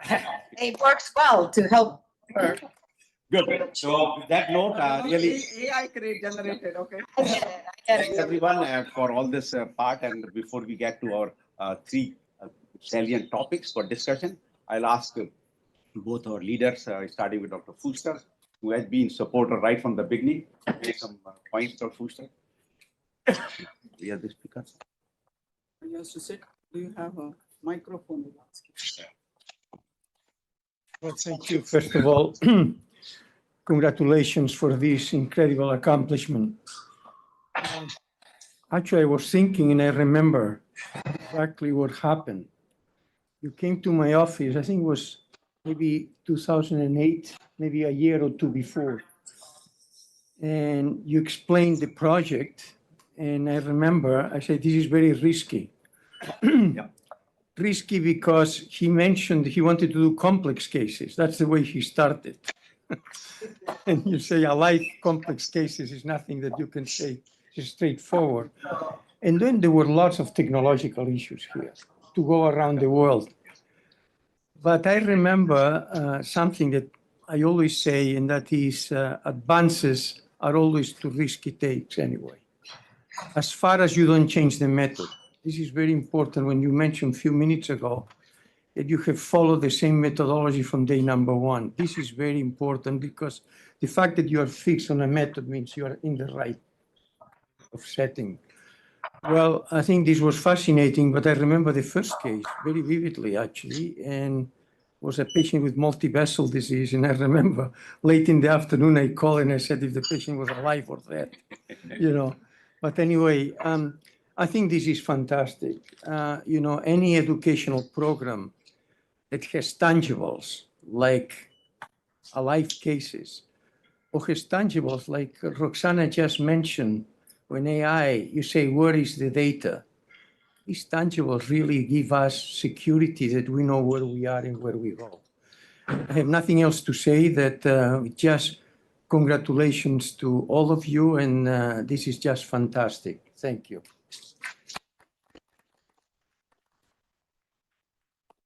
And just to say, yeah. So just to clearly that when I told Dr. Fuster that we are planning now, and he said, you know what, very risky.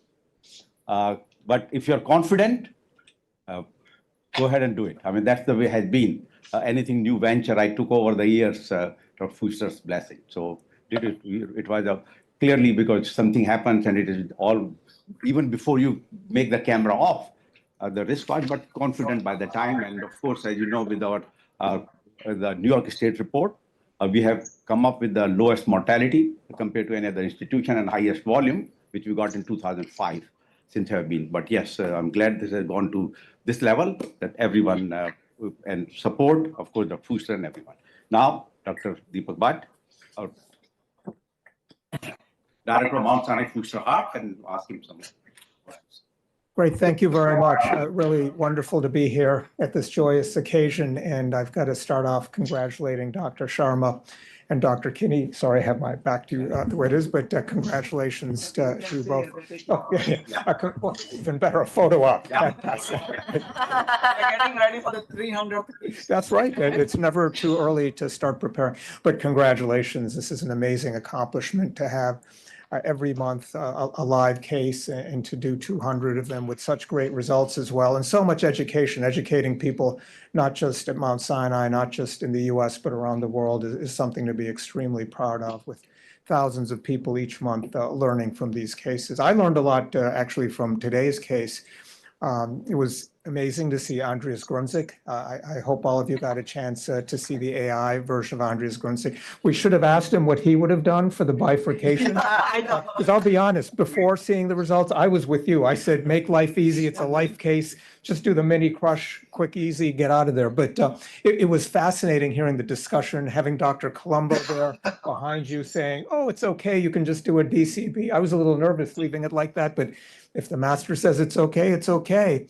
But that's what really allows people around the world to learn, seeing these masterful operators in action, discussing a case in real time. And even though they're not here, Dr. Krishnan as well, leading up the peripheral interventional aspects. Dr. Moreno was here a bit before doing a lot of the physiology. Dr. Moran, of course, providing a lot of the evidence and clinical trial support. Just an amazing collaboration, what you accomplished here. And for the future, I think only greater things will come. This incorporation of AI that you've been spearheading in this new think tank, Dr. Kinney, will really revolutionize the way we do things in the catheterization lab. And, you know, with your support, Dr. Sharma, of what Dr. Kinney's doing, I think there's no predicting just how great Mount Sinai and its cath lab will be. So thank you to all the speakers that came from elsewhere, Dr. Waxman, Dr. Colombo, Dr. Meth, of course, amazing support you've been giving, Dr. Nicholson joining as well. Thank you for just what I think is the best live course anywhere in interventional cardiology. Amazing. Congratulations. Keep it up, and just a privilege to be a small part of it. Thank you. Thank you. The few other faculty we invited, look at the positive notes. They say, you know what? I cannot come to this one, but book me in for 250th episode. So we'll keep going. Keep going. So we start now? Yeah. Okay. All right. So we start the first one with Dr. Antonio Colombo, the future of interventional cardiology in the next 10 years. No, okay, sitting there. No. Okay, first of all, thank you for having me here. It's really the first time I come to the cath lab here, and it's an amazing operation. A little bit intimidated to talk about the 10 years. Difficult to make prediction. Nevertheless, I try to give you some of my perceptions, at least. So I like to start to give 4 slides about the past. And to me, these, of course, Andreas Grunzig is known to everybody. I don't know how many people know Simon Sturzer. He's the guy that really started PCI in the United States at Lenox Hill, bringing in his suitcase some catheter. And Richard Meiler has been a key because the first actual PCI was done intraoperative in the United States in Daly City near San Francisco with the support of Richard Meiler, who helped Grunzig to do his first procedure. But a person that many young people don't know at all is Jeff Hartzler. Jeff Hartzler, I met him in Milan. We did some PCI together. It's an amazing personality, very humble, but he's the father of complex balloon angioplasty without stents and primary angioplasty for acute MI. And as a matter of fact, he did his first retrograde PCI in a CTO passing from a vein graft to reopen an occluded vessel. So this gentleman really deserves a lot of recognition. And 2 other people that are fundamental, I call it stent pioneer.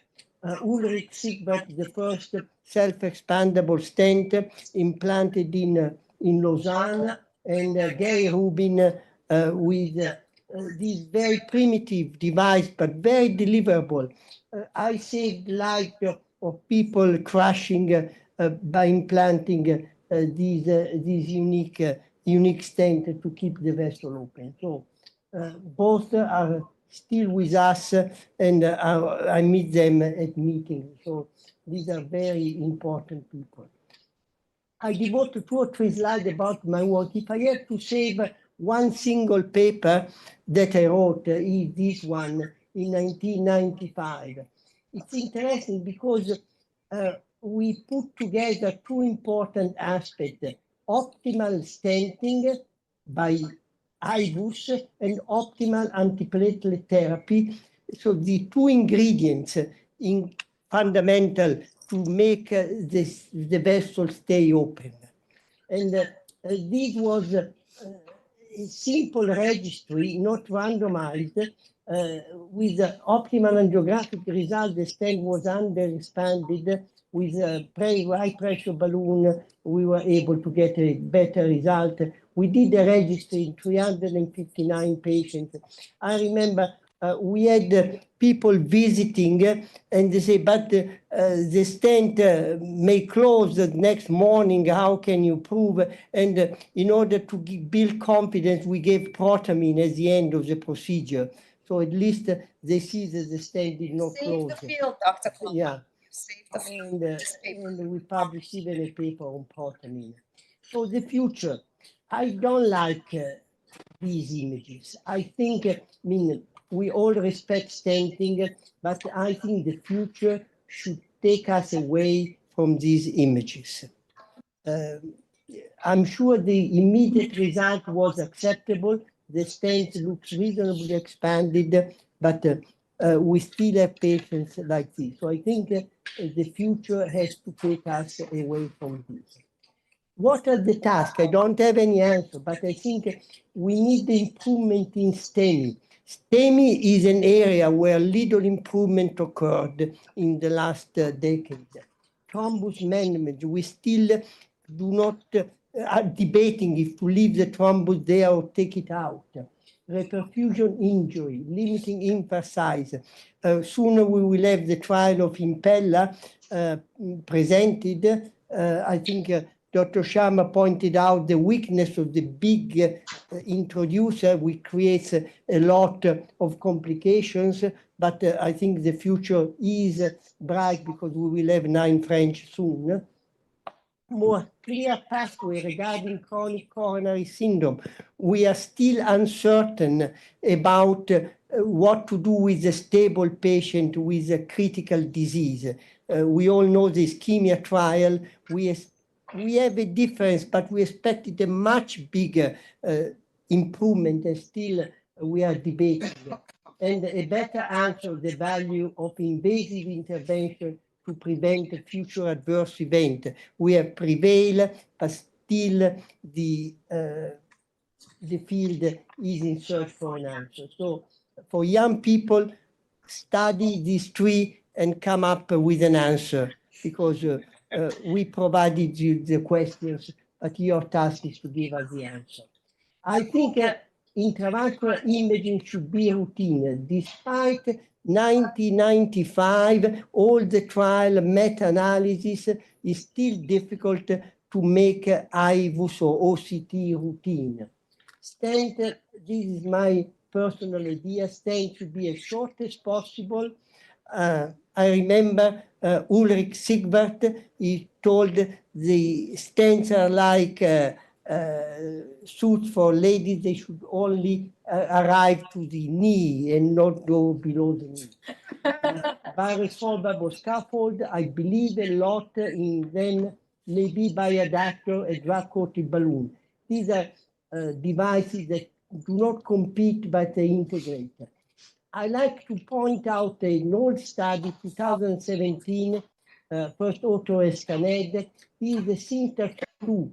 The only problem of this study was that it was not randomized, was a registry, but used IVUS routinely and FFR routinely. And basically did the PCI the way it should be done. And these are the Syntax 1, and these are the Syntax 2 with the primary endpoint, including revascularization. Of course, it's not randomized, but the patients are very similar. But by doing a better job in stenting and by treating less lesions, only the critical, you decrease the adverse events. These, even for the complex patients, PCI and cabbage, the two curves are now superimposed. Of course, this is an exploratory because it's not randomized, but it's interesting that 13% and 15% come together. And even in the high Sinter score group, over 22, the two curves are the same.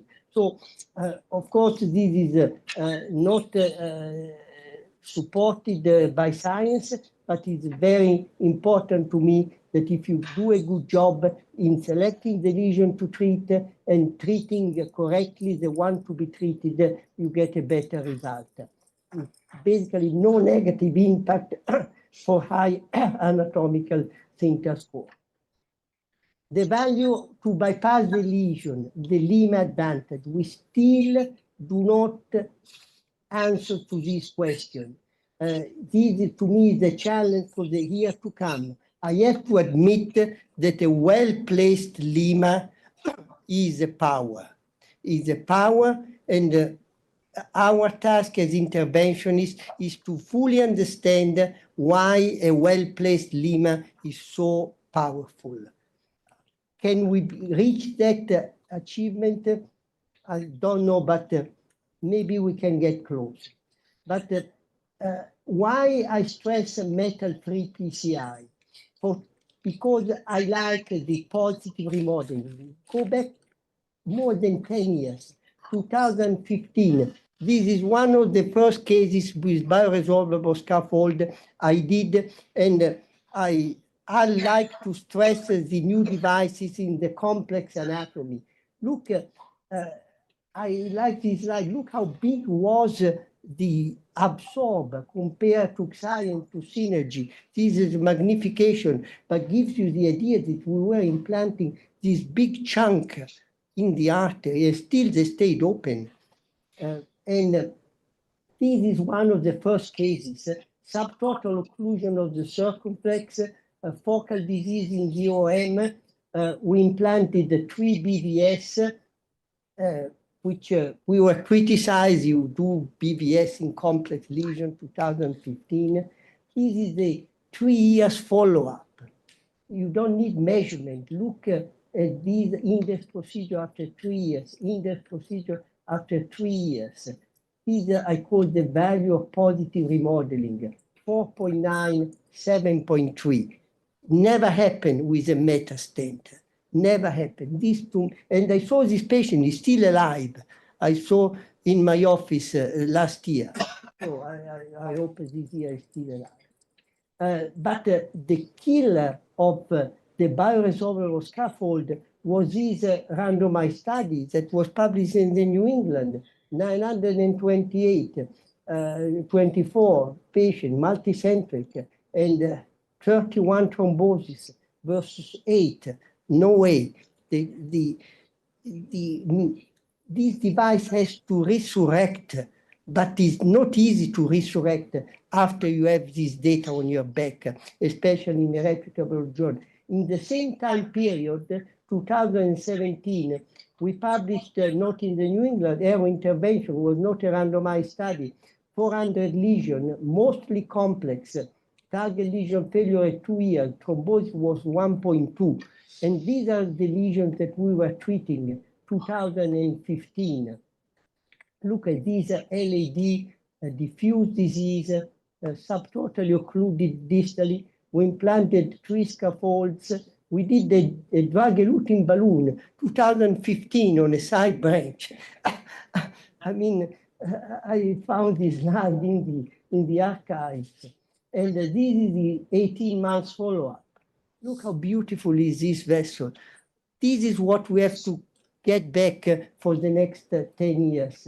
And I'm happy that finally there is the study design randomized. It's a funny randomized study because it's randomizing 2 experimental strategies. One is DCB with bailout bioresorbable, and one is BRS only. So there's no formal control group. But, you know, the PI is Davide Capodanno, which is a respected scientist. So I accept but this is a funny study. And so I think some centers already started recruiting.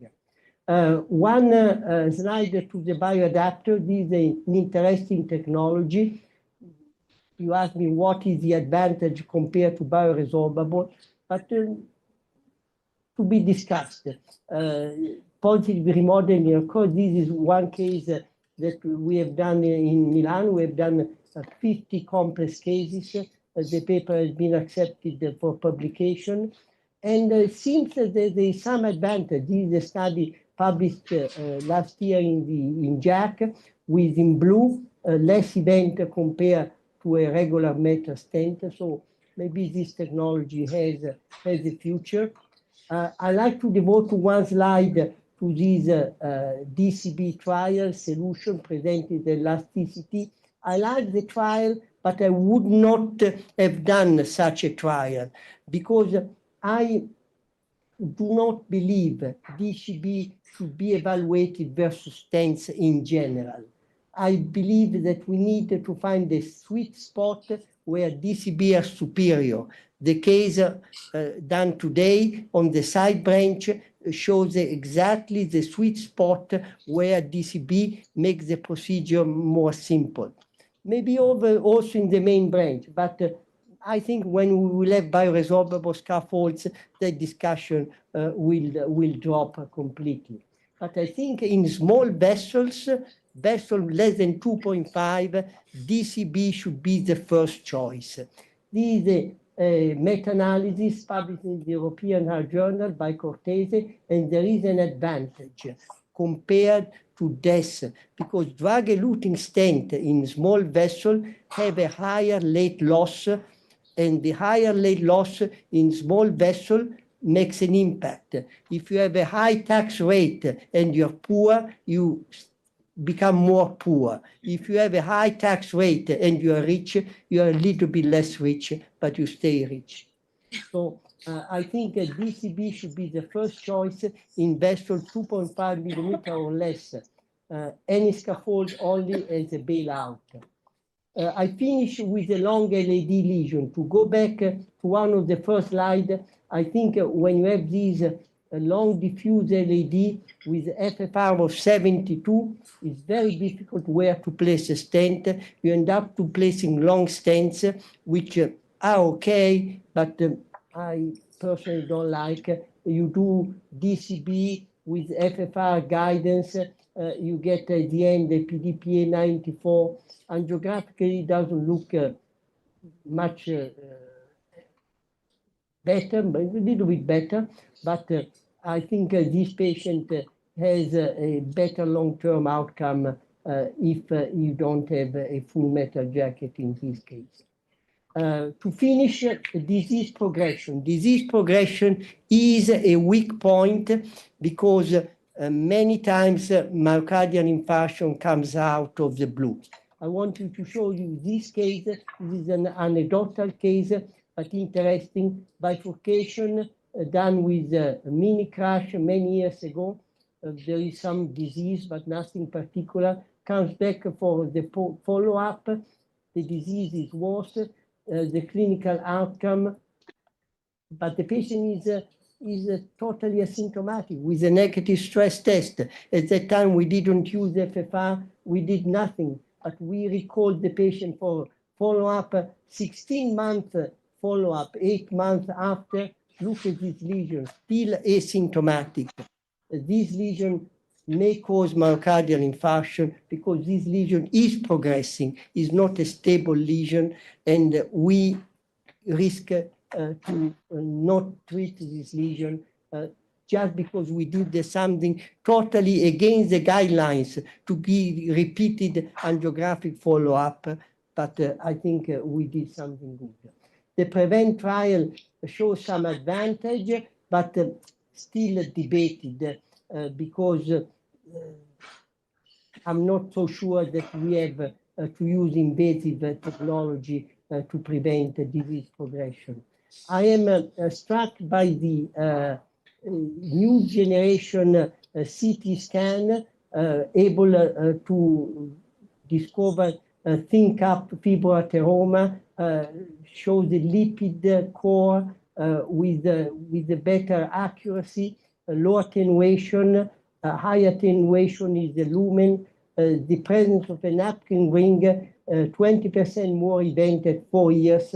Not dramatic, but I think with advanced generation multi-slide CT, you can do better. These are some images inside the stent. Look how beautiful is the lumen, no blurring, even with a lot of calcium, you are able to identify the lumen. Look here, you identify the lumen very well. I'm surprised by this slide I took from a presentation of Patrick, called example of pharmacological revascularization.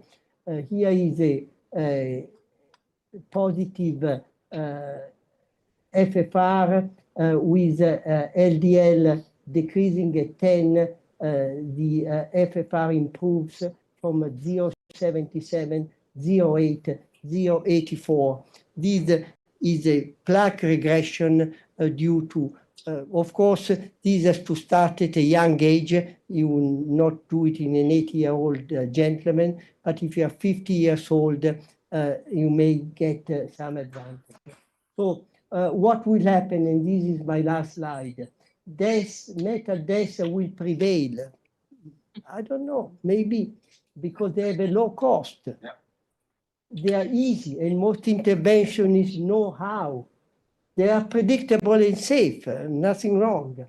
The long-term results are not optimal, but acceptable. So it's not easy to go against tradition. No metal will prevail. They have a high cost. Learning needed. More robust data needed for safety. We are all afraid. Maybe not you, but many people are afraid to not implant in a 3-5 vessel stent. So I think the final answer, no matter will prevail if there is a long-term effectiveness, not non-inferiority. You have to be better results because you cannot pay higher price for something that is just non-inferior. Thank you.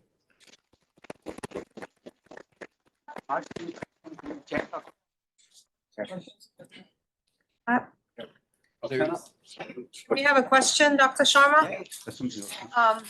So thank you for that fantastic presentation.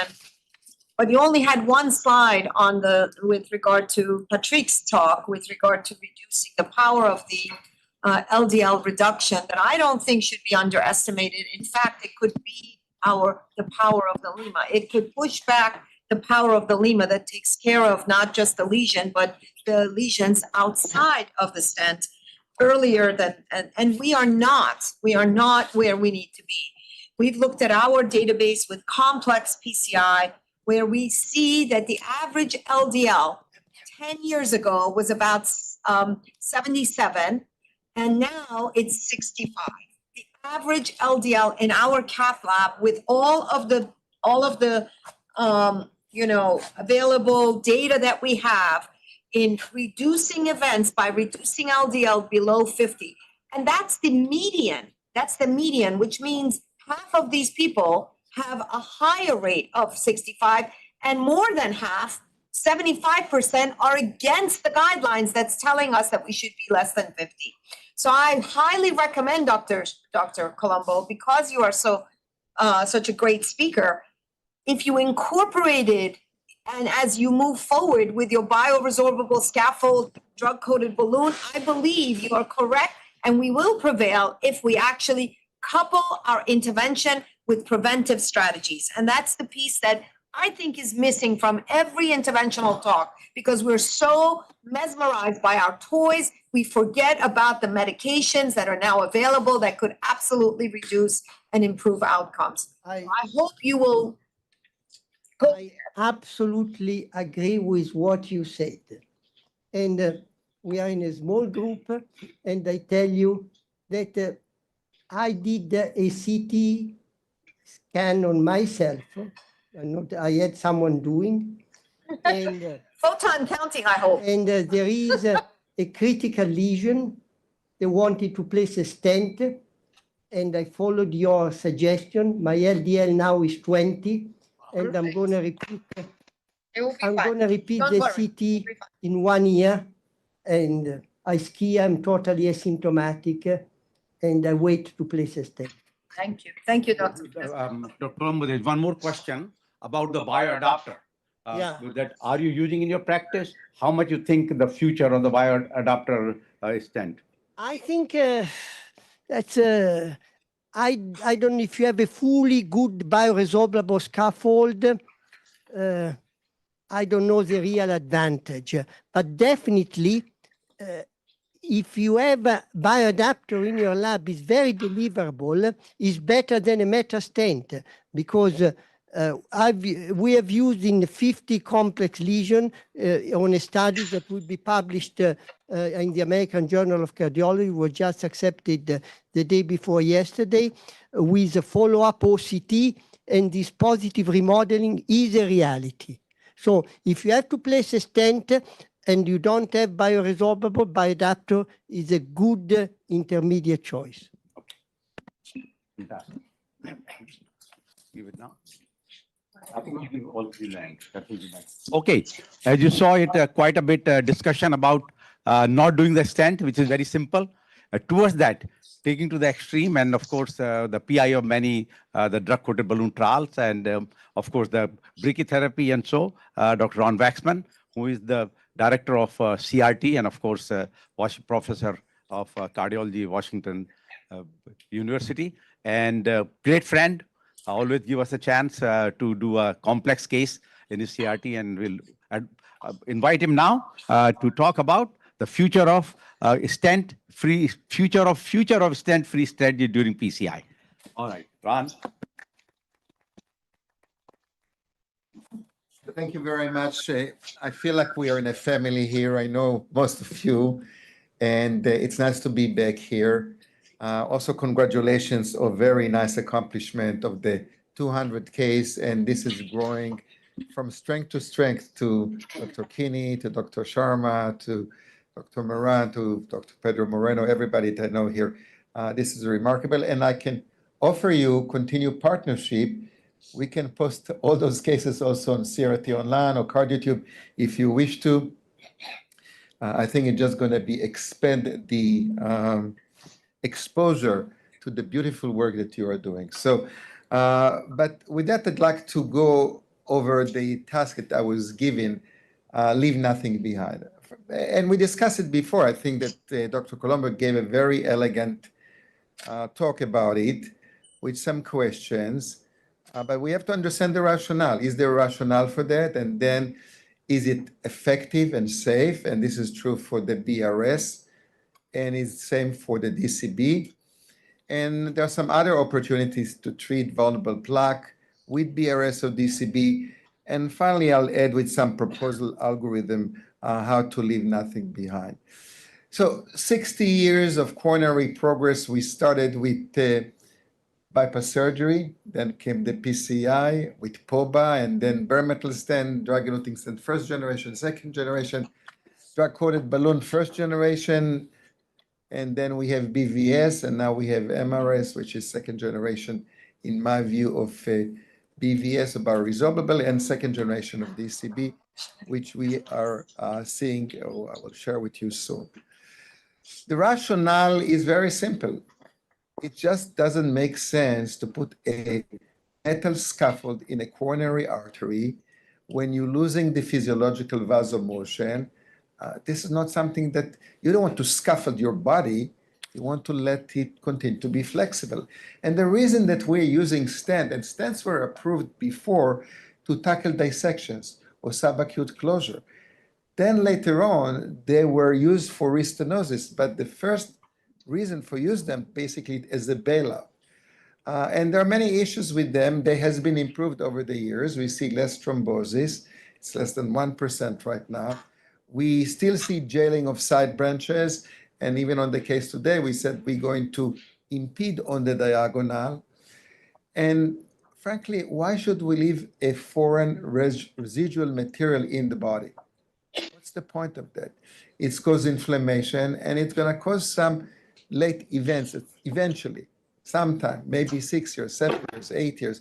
And now, when we're talking so much about lifetime management of valves, we should look also on lifetime management of stents.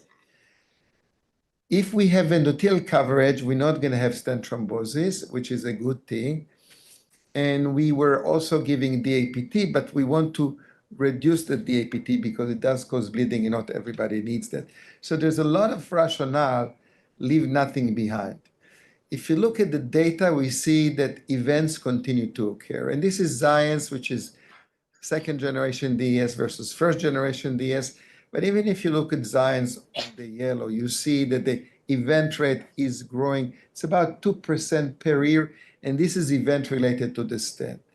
And this is from 2 other studies, ISR test 5, meta-analysis of 25,000 patients. You cannot get rid of that 2% event stent related per year. Now you can say we're doing better, 1.5%, but it's still an event. You want to get rid of that. And if you do have the event, what is the event? In-stent restenosis. And it's not so easy to treat in-stent restenosis. It's not a benign disease. Many of those presenting in acute coronary syndrome, and it's very hard to treat it. They recur and recur and recur. So the best way to avoid in-stent restenosis is simply not to put the stent. Now, is it feasible? I believe it does. And there are really potential benefits if we have a combination of DCB of BRS. So what I'd like to present here, that it's not just DCB, it's just not BRS, it's the combination. If you use the 2 combination, you would probably be able to minimize the use of metallic stent to 20%, which is fine. But we don't have to give to 100% of our patients or 90% of our patients DES when it's not necessary. So if we go to Absorb, Absorb was the first large experiment. Dr. Colombo showed you the results or the study itself. It wasn't very thick. It was the first generation. It did actually absorb, but it took too long. 36 months, I don't have the time. I want something that will absorb in 6 months, in 1 year. And some of those beyond 36 months, but it absorbed. It's completely gone. You can see this after 5 years. There is no evidence of a stent. And that's been shown again and again by OCTs. But when it came to the pivotal trial, 5 years results, you can see that the BVS was inferior to metallic stent. And it actually was removed voluntarily by the sponsor because they're afraid that the FDA will tell them to remove it. So since they don't have it. But that was PLLA, and this was a very thick PLLA.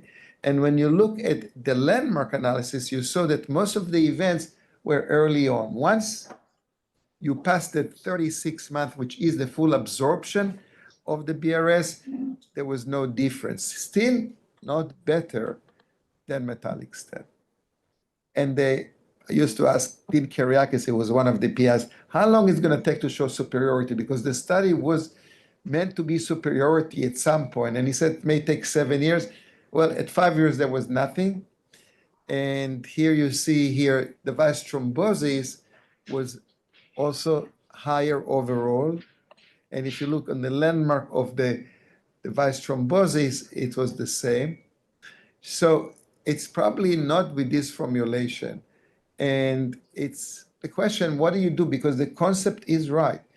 And the concept of BRS came when we didn't know how to deal with stents. We've seen a lot of stent thrombosis, restenosis. This was the early days of BMS, or maybe the early days of DES. Meanwhile, it came too late and too little because the DS became much better and better. But there are some ways that should have been done to improve the performance of BRS. And this is using technique like PSP. I'm not going to go through all those imaging guided, those who had OCT to make sure that it's fully expanded, prolong the APT, and then improve the device, thinner struts, and change the alloy. Magnesium doesn't have any thrombosis, zero thrombosis, or almost zero, less than 1%. And you need to improve the mechanical properties, and you need to get it absorbed less than 1 year. If you're not going to do that, it's not going to work. There are some good data with new design of the PLLA in the below the knee, and that would need the Esprit trial. And when this was compared to POBA below the knee, so those of you who are interested in periphery, it actually looks superior at 5 years. Now let's move to magnesium. I personally was involved in magnesium for many, many years, so this is my conflict of interest here. But it took us a while to develop it, and through many, many iterations. And one thing that I'll point out, if you look at the thrombosis through all the studies of Magmaris, and this is more than 2,000 patients in different studies, it was between 0 to 0.8. So magnesium scaffold does not thrombose more than metallic stents, maybe even a little bit better. And then overall, the target lesion failure was acceptable, but I doubt that it was still not as good as best generation DES. So the last iteration called Freezol, it's being reduced the thin strut to 99 micron and 117 micron for the 3.0 and 3.5. It does resorb in 12 months. It's completely gone. It does have markers, and it has a matrix all the way from 2.5 to 4.0 in different lengths. So it's becoming to be more mimicking what you can get from a drug-eluting stent, and it's being studied now in Europe. The Biomag one was first in human with very good results. It showed actually significant reduction in the late lumen loss compared to early generation, which I think it's okay to be with 0.24. You don't have to get a 0. And it did absorb nicely at 12 months, as you're shown here by OCT. And right now, there is an ongoing study in Europe which enrolled more than half of the patients called Biomac 2 head-to-head with Zions. So if this study will show non-inferiority at 1 year, for me, that's enough because the patient doesn't want a metallic stent. The physician doesn't want it to bother with metallic stent. We'll have to see how that's going to be all the way up to 5 years. But first of all, it really have to be a non-inferiority. To meet the non-inferiority. And there is a study that will be in the US. Antonio asked me, is there any US study? I think Teleflex bought Biotronic. They committed to start in May of this year. A randomized, I'm sure they engage with you, Samin. And this is going to be very interesting because this is repetitive of the absorb tree, but with magnesium. And I'm very hopeful of what I've seen. I would point your attention to the whole treatment of vulnerable plaque. We don't want, if we decide to treat a vulnerable plaque, we don't want to have a metallic stent. So that's another opportunity for either bioresorbable scaffold or for DCB. This is a small study that was done within Prospect. Only 93 patients absorb versus leave it just with medical alone. And it did show angiographically that there was an advantage on the scaffold compared to medical therapy. And overall, lesion-related MACE was also half, although this was a small study, it was not statistically significant. But if at any time we'll decide to treat vulnerable plaque, this is what we should think to treat. Antonio showed you a lot of pictures, what we would not like to have. This is another one of those. We don't need metal in the coronary arteries. It's really crazy. We get patients that we get them all the way to the distal LAD. They send to me for brachytherapy. You're also doing brachytherapy here. I said, why in the hell you have so many stents here? So we have to find another solution. I think DCB, although it's been there for 20 years, now getting some momentum. And it does have, not all of them are the same. You have different matrix, you have different excipient. Now you have 2 different drugs. But what is important, like when you paint the wall, you have to prepare the surface so the paint will catch. You have to do vessel preparation. Without that, you won't be able to be having good results with DCB. You have to deliver large quantities or enough sufficient quantities to be effective. And the drug should be maintained for at least 4 weeks. It should be easy to deliver. And also you don't want to see particulates going downstream. The indications in the US, we have only in-stent restenosis. If you go to Europe, all of the vessels, small vessel, bifurcation, PTO, you name it, all the indications are already there. Now, is it being used? Probably not for all of them because it's probably 3 times more expensive than drug-eluting stent. But should it be used? We need to get more data here. We have to make sure we don't see flaking because flaking can cause some distal emboli to the microvascular.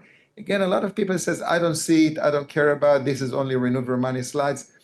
But theoretically, I do care about it, and we have to find a solution that it will not work like that. Where is the data? There is not a lot of data because all the small studies, and I'm talking about de novo, not instant restenosis now.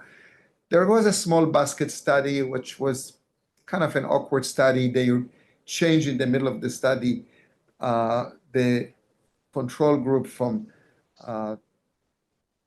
Taxus to Zions, but it did show at least non-inferiority at the 2 years. So this is small vessel, and I think we have enough data to support a small vessel. And then the question was paclitaxel versus sirolimus. So second generation DCB is solution, and this does have micro reservoirs with biodegradable polymer. The drug is sirolimus. The pharmacokinetics work very well. So theoretically, it should work as good as paclitaxel. It has much larger window of therapy. And I believe that the results would be exactly the same as what we've seen with those who are effective with paclitaxel. So this is the solution de novo study, and Antonio showed you the presentation from TCT. It was basically a pragmatic study in the sense that you were assigned to get DCB for all the vessels. Because if you really want to change the practice and leave nothing behind, you come with an open mind. The open mind, I don't want to put stents anymore. First of all, can you do that? And B, if you do that, do you get better results than put stents on everybody? That was the concept behind the study. So this study requires you to go with a plan to do DCB first. Now, if the preparation didn't work well, you have recall, you have dissection, you were allowed to use DES. Turned out that only 20% required the conversion, but in the US trial that we are doing right now, the conversion is less than 10%. So we learned how to reduce the conversion. There was a lot of patients in the study, and it was very broad inclusion exclusion. The only patients that were excluded were STEMI, non-STEMI, left main, vein graft, CTOs, ISR, and previous PCI to the target vessel. So really broad, all the sizes from 2.0 to 5 millimeter were allowed. And the primary endpoint was non-inferiority to DES in the other arm. And it did meet the non-inferiority. So it's considered to be a positive study. There are some people that maybe don't like the design of the study. It was still not published, but made the non-inferiority. So that means that you can make an alternative to DES with DCB first approach. Doesn't work, you convert the stent. Again, the question what's going to happen beyond 1 year and 2 years and 3 years. But when you're looking on cardiac death, target vessel MI, clinical driven TVR, there is really no difference between all of them. And if you go to secondary endpoint, they are the same. So you have an alternative. You don't have to stent all the patients. So if you ask your patient, I can give you a DCB or I can give you a stent for the rest of your life. Most of the patients will say, give me the DCB. I don't want the stent. I don't want the med. One of the still the common question that I get to ask, how long the stent is going to be in my body? Is that going to be disappeared one day? I cannot tell them today. But now we have an alternative. This is the alternative of the nothing leaves behind. And again, for all the subset, it was again showing the same thing. So the conclusion of that study that at 1 year, and that's what we have right now, those patients will follow up to 5 years. There is a non-inferiority. You can do solution DEB versus DES, and you will be able to do it 8% of the time. And this is a study that we're running right now in the US. And thank you, Dr. Sharma and Kini, for enrolling 910 patients with more than half of the enrollment. And this is only small vessel because the FDA didn't allow us to go more than 275. Now, this is I call modified Antonio Colombo algorithm. And why is that? Because he proposed, and he talked about this today in the live case, to use some physiology markers whether you had enough or whether you need to convert. I don't think you need those physiology at all. I don't think that you need IVUS at all. All what you need to do is to look at the angiogram. If you're satisfied with the angiogram, it's good enough. Because most of those patients, they have to lean on medical therapy, which Roxana said before. If you have adequate medical therapy, we will control the disease. If we'll put stents, we will cause a disease. This is the stent disease. I mean, and we have stent disease. We have to, cannot ignore it. But if you will take care of the disease itself with, if you need antiplatelet, lower the LDL, etc., you will reduce the event rate. Now, small dissections, residual stenosis up to 30%, you can easily use DCB, easily. If you don't have, and some people even say, even if you have contrast hanging there and it's not a hematoma, you can use a DCB. If you have a large dissection, don't use DES, use a BRS. So now you really come to a point, you have to wait a year, but you're still gonna have nothing left behind. And the physiology guidance, you can do that, but I'm not sure you need to. That's only if you hesitate. And I don't think you need to IVUS post DCB, you need to IVUS post BRS. So it's all about the mindset. If you have the mindset of leave nothing behind, you can approach all the PCI differently from stenting, do good lesion prep, good result dissection recall, you still have to put a check. You have to do a checklist, and based on the checklist, you decide whether you go with BRS if you really need to put a stent. So basically, you can eliminate almost all the DES from the market if you take this approach. If the good result of the PCI or preparation, DCB alone would be enough. I'll show you one case here. These are not very complex, but this is a patient who came with non-STEMI. You see the lesion here at the curve. You do balloon and lots of nitrates. You think maybe it's a spasm, doesn't look good, and you continue. I mean, you can put a stent here and no problem. You're going to finish it in 5 seconds, but you can do long inflation of a balloon, and eventually you're going to get some dissection, and eventually with a very long inflation with 14 atmosphere, you get this result. Now again, you still see some dissection there. You see some recoil. Should you stent it? Today, 90% of the operators in the US will stent it. But if you have the mindset that I don't want to leave the stent, you put a DCB there. This is the DCB time, and this is 2 weeks later. And it's going to be fine.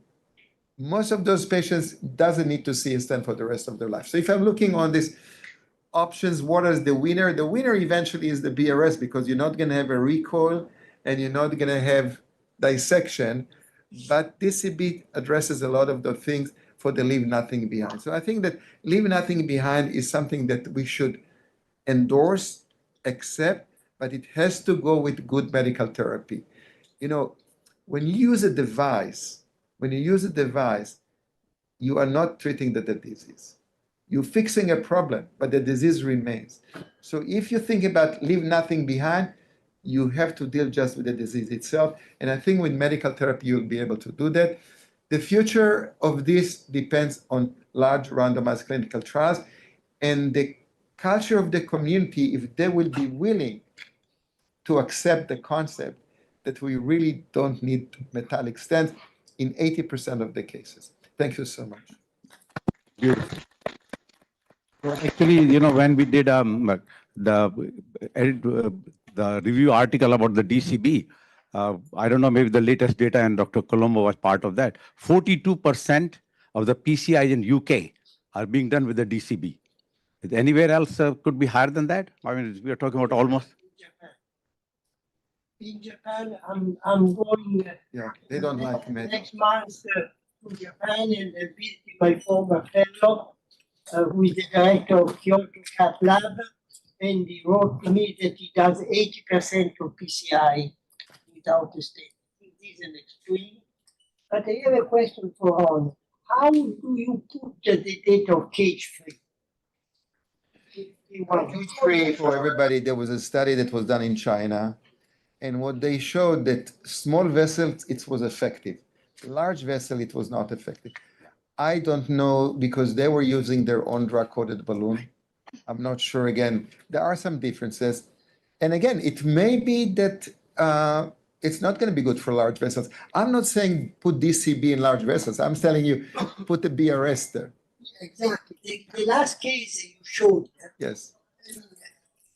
if you place a 3.5 science, 15 minutes is done. You do 5 minutes. dilate. It's okay. But you know, this is an area that you may see restenosis, you may see thrombosis, you may see some inflammation. If I can show this in 5 years clean. But you can, if you have restenosis, there is a pain in the neck. For stent. For stent. But if you have restenosis for this, you can treat it again with DCB. But you know, this is a mountain that needs to be climbed, and they are falling down all the time because, you know, I work in the public hospital in university, or if I do this lesion without a stent, I get criticized. I can only do in the private hospital alone. So I tell you, Simon Eggshell from England, he did about 80% of the cases with DCB. The NHS came and audited him. How could you do? You're probably getting something from the drug-coated balloon. They look case by case and they found no problem. Those cases had no more events than DES. It can be done. I'm sure it can be done, but not in all of them. Yeah. To me, the main message of the solution trial is not the non-inferiority, it's the safety. Because when you show the slide with the thrombosis, MI, they're the same. So it's safe. And there is no subacute closure. That was the idea, was worried today. It was a 3,000 patient study, and 1,500 received drug-coated balloon. Great talk. And let me ask you, the magnesium-based bioresorbable concept, you're still having the acute inflammation from the procedure. Why are you not seeing the 3 to 6 month high instant restenosis rate? Because you're not giving any medicine to inhibit that inflammatory process. Well, I'm not seeing a restenosis. Like, why is a magnesium-based stent without an anti-proliferative agent on board it is coated? Okay. Basically, the magnesium has the coating of Odor-Zero. Gotcha. It's exactly the same coating. Sirolimus with thin layer of PLLA, everything. It's really looking good. And again, I have seen 1,000 patients already has been enrolled in the US, in the European trial. The DSMB allowed them to go all the way. I'm pretty sure the study will meet the non-inferiority. I would predict right now. And you said the magnesium has an antiplatelet effect. Antithrombotic effect. Yes. There are basic science studies that show that magnesium has it. As a matter of fact, we had a study approved by the ethics committee of San Rafael, and we wanted to do a series with only aspirin, with no teclopidine. We didn't do the study because we couldn't find the money to support. But the issue would be cost, but in the US, the cost is less concerned. You do, in Europe, it is cost. We pay 800 for magnesium, 100 for a stent. 150 for a stent.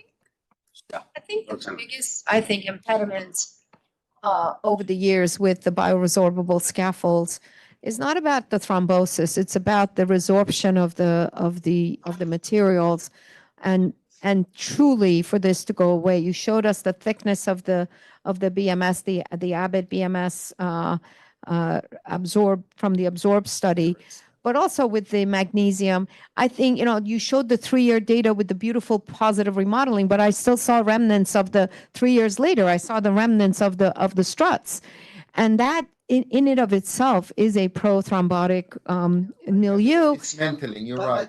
And that resorption, if they can't work on that, I don't think we can go around tooting the horns, because at the moment, with great imaging, with evaluation of the lesions with the best pharmacotherapy, drug-eluting stents, as you said, are doing extremely well. In fact, we are stopping studies like the Librexia trial with the anticoagulation of a factor 11 was stopped in the acute coronary syndrome patients because of low event rates. The events are so low after even multi-vessel stenting in the setting of an acute MI that you are really not making any further progress of what you believe is happening on top of the drug-eluting stents.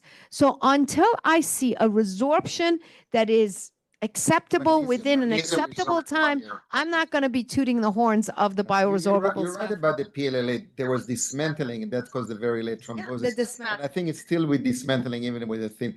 But the magnesium is completely gone at 1 year. There's nothing left there. But again, I'm not trying to tell you use BRS or MRS or no. I'm telling you do DCP. And in for those 20%, you have a choice. You can do BRS if you really want to be nothing left behind, or you can still put DES. And I agree with you. One of the reasons that we see less events also we use more imaging. I mean, people are doing better PCI than they used to do before, more vessel prep, using more lithotripsy, more atherotomy. They understand better than what they do just the first generation, our generation, threw the stent and went home, right? But I agree that we need to move away from the, stem to sternum stenting and leaving the vessel stiff in a stented scaffold that never goes away. We are still seeing that. Dr. Sharma, you're seeing that in your lab. People are sending to you because we have brachytherapy, because of all of the restenosis. I really believe that the combination of good debulking, so that we could have the best expansion, especially in calcified lesions. Very cautious stenting that is image guiding and complementing that with drug-coated balloons, and then finalizing it with excellent prevention strategies are going to be the way that we're going to really, really expand the field and completely move away from open bypass surgery operations in almost every case. Yeah, I said it when you were out, Roxana. We need to treat the disease, not the stent doesn't treat the disease. No. The disease is the medical therapy. It's just a temporary. And whenever we get to the temporary part, if it's stable, it's good enough. So there was a question in the chat that are you doing a routine follow-up imaging, angiography in this patient when using a DCB in large vessels, like you did a case, you brought the patient at 15 days later. What is your recommendation for routine angiography for these patients? Routine angiography is very hard to bring the patient. Let's be realistic. I think we're following them just clinically. But some patients, you're not sure. So if they have chest pain, you bring them and then you see something else. But CT today is the way to follow all the patients. It's easy. I think it should be done in all. Photon counting CT is unbelievable. Okay, fantastic, my friend. Thank you. Third presentation of the day on the field of mechanical circulatory support by William Nicholson. He is the associate professor of medicine at Emory and, of course, director of the interventional cardiology. Great friend, and will give us update on the future of what we are going to see in the field of MCS. Appreciate it. Thanks again for inviting me. And you have an absolutely amazing program. It's a privilege to be here. So I'm going to talk about mechanical support devices and what's coming down the pipeline and what's going to be available in clinical trials and some things that are going to become clinically available in the U.S. A lot of this comes from friends of mine in the field. So Kevin Crows, Dave Kanzari, and some of the other guys that have been close friends for a long time. Some of these slides are taken from them, but there's no question we're using more MCS, and more of this is Impella. Balloon pumps have kind of, for the most part, disappeared from most of our practices, I hope. And so when you're using mechanical support, it's going to be Impella both in AMI and in high-risk protected PCI. But if you look at that, the complications along with this are real, and this has not changed at all over the last 10 years. If you look at it, we still have the same vascular complication rates that we've had in the past. You'll get danger shock, even though you saw a 12 to 13% reduction in 6-month mortality. With this, it's at the expense of complications. Now, granted, when you're talking about life and death, it's a little bit different, but protected PCIs are a very controversial field of how much of this is actually needed. But you're looking at 20 to 22% complication rates when it comes to vascular access. The large bore access, almost all these patients, when they go with a prolonged Impella, are going to develop limb ischemia. When you look at the bleeding complications, they're mostly access site. Very few of them happen in the cath lab. They're mostly when the Impella is implanted. or when the impella is taken out and explanted. So these are results directly related to the size of the large bore access. So it definitely leads to a higher bleeding risk with the patients.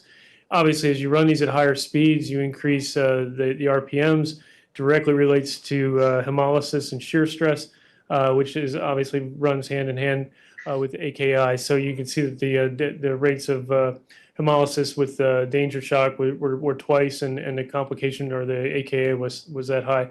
So the real inherent flaw with the competition for coming up with an optimal mechanical support is the fact that you basically can only achieve flow through two things. So you can either increase the radius of how big your impeller is, or you can increase the speed. And so if you increase the speed, it almost always results in more hemolysis and more cell fracture. You increase the size, you're going to increase the vascular complications. And so that's the battle. And so what everybody's been trying to do is find a way to go to high levels of flow with minimal hemolysis, means a slower RPM with a larger device that you can get into the body through a smaller access. And so there's about 6 of these I'll show you that are coming down the pipeline. This is a ECP. I know you guys were big enrollers. We were big enrollers in this as well. This is very easy. It's a 9 French sheath, so you back down to somewhat normal of what we're talking about from femoral access. And the whole concept is these are all, or at least the first 4 I'm going to show you, are all kind of a nitinol based that they're going to expand once they get into the body, and then they can be collapsed back down into the sheath to remove them.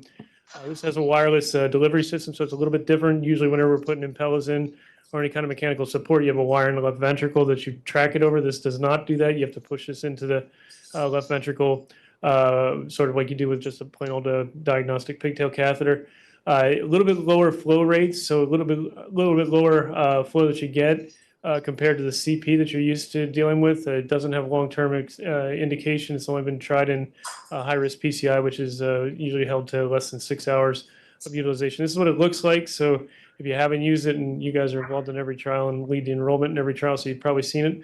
But you can see you have a pigtail across the left ventricle, sometimes as a buddy pigtail to sort of facilitate getting the ECP in. You can see down below how it collapses back down with the sheath when you push it over. And so the pivotal trial, Mirakaki presented this back at TCT in 2024.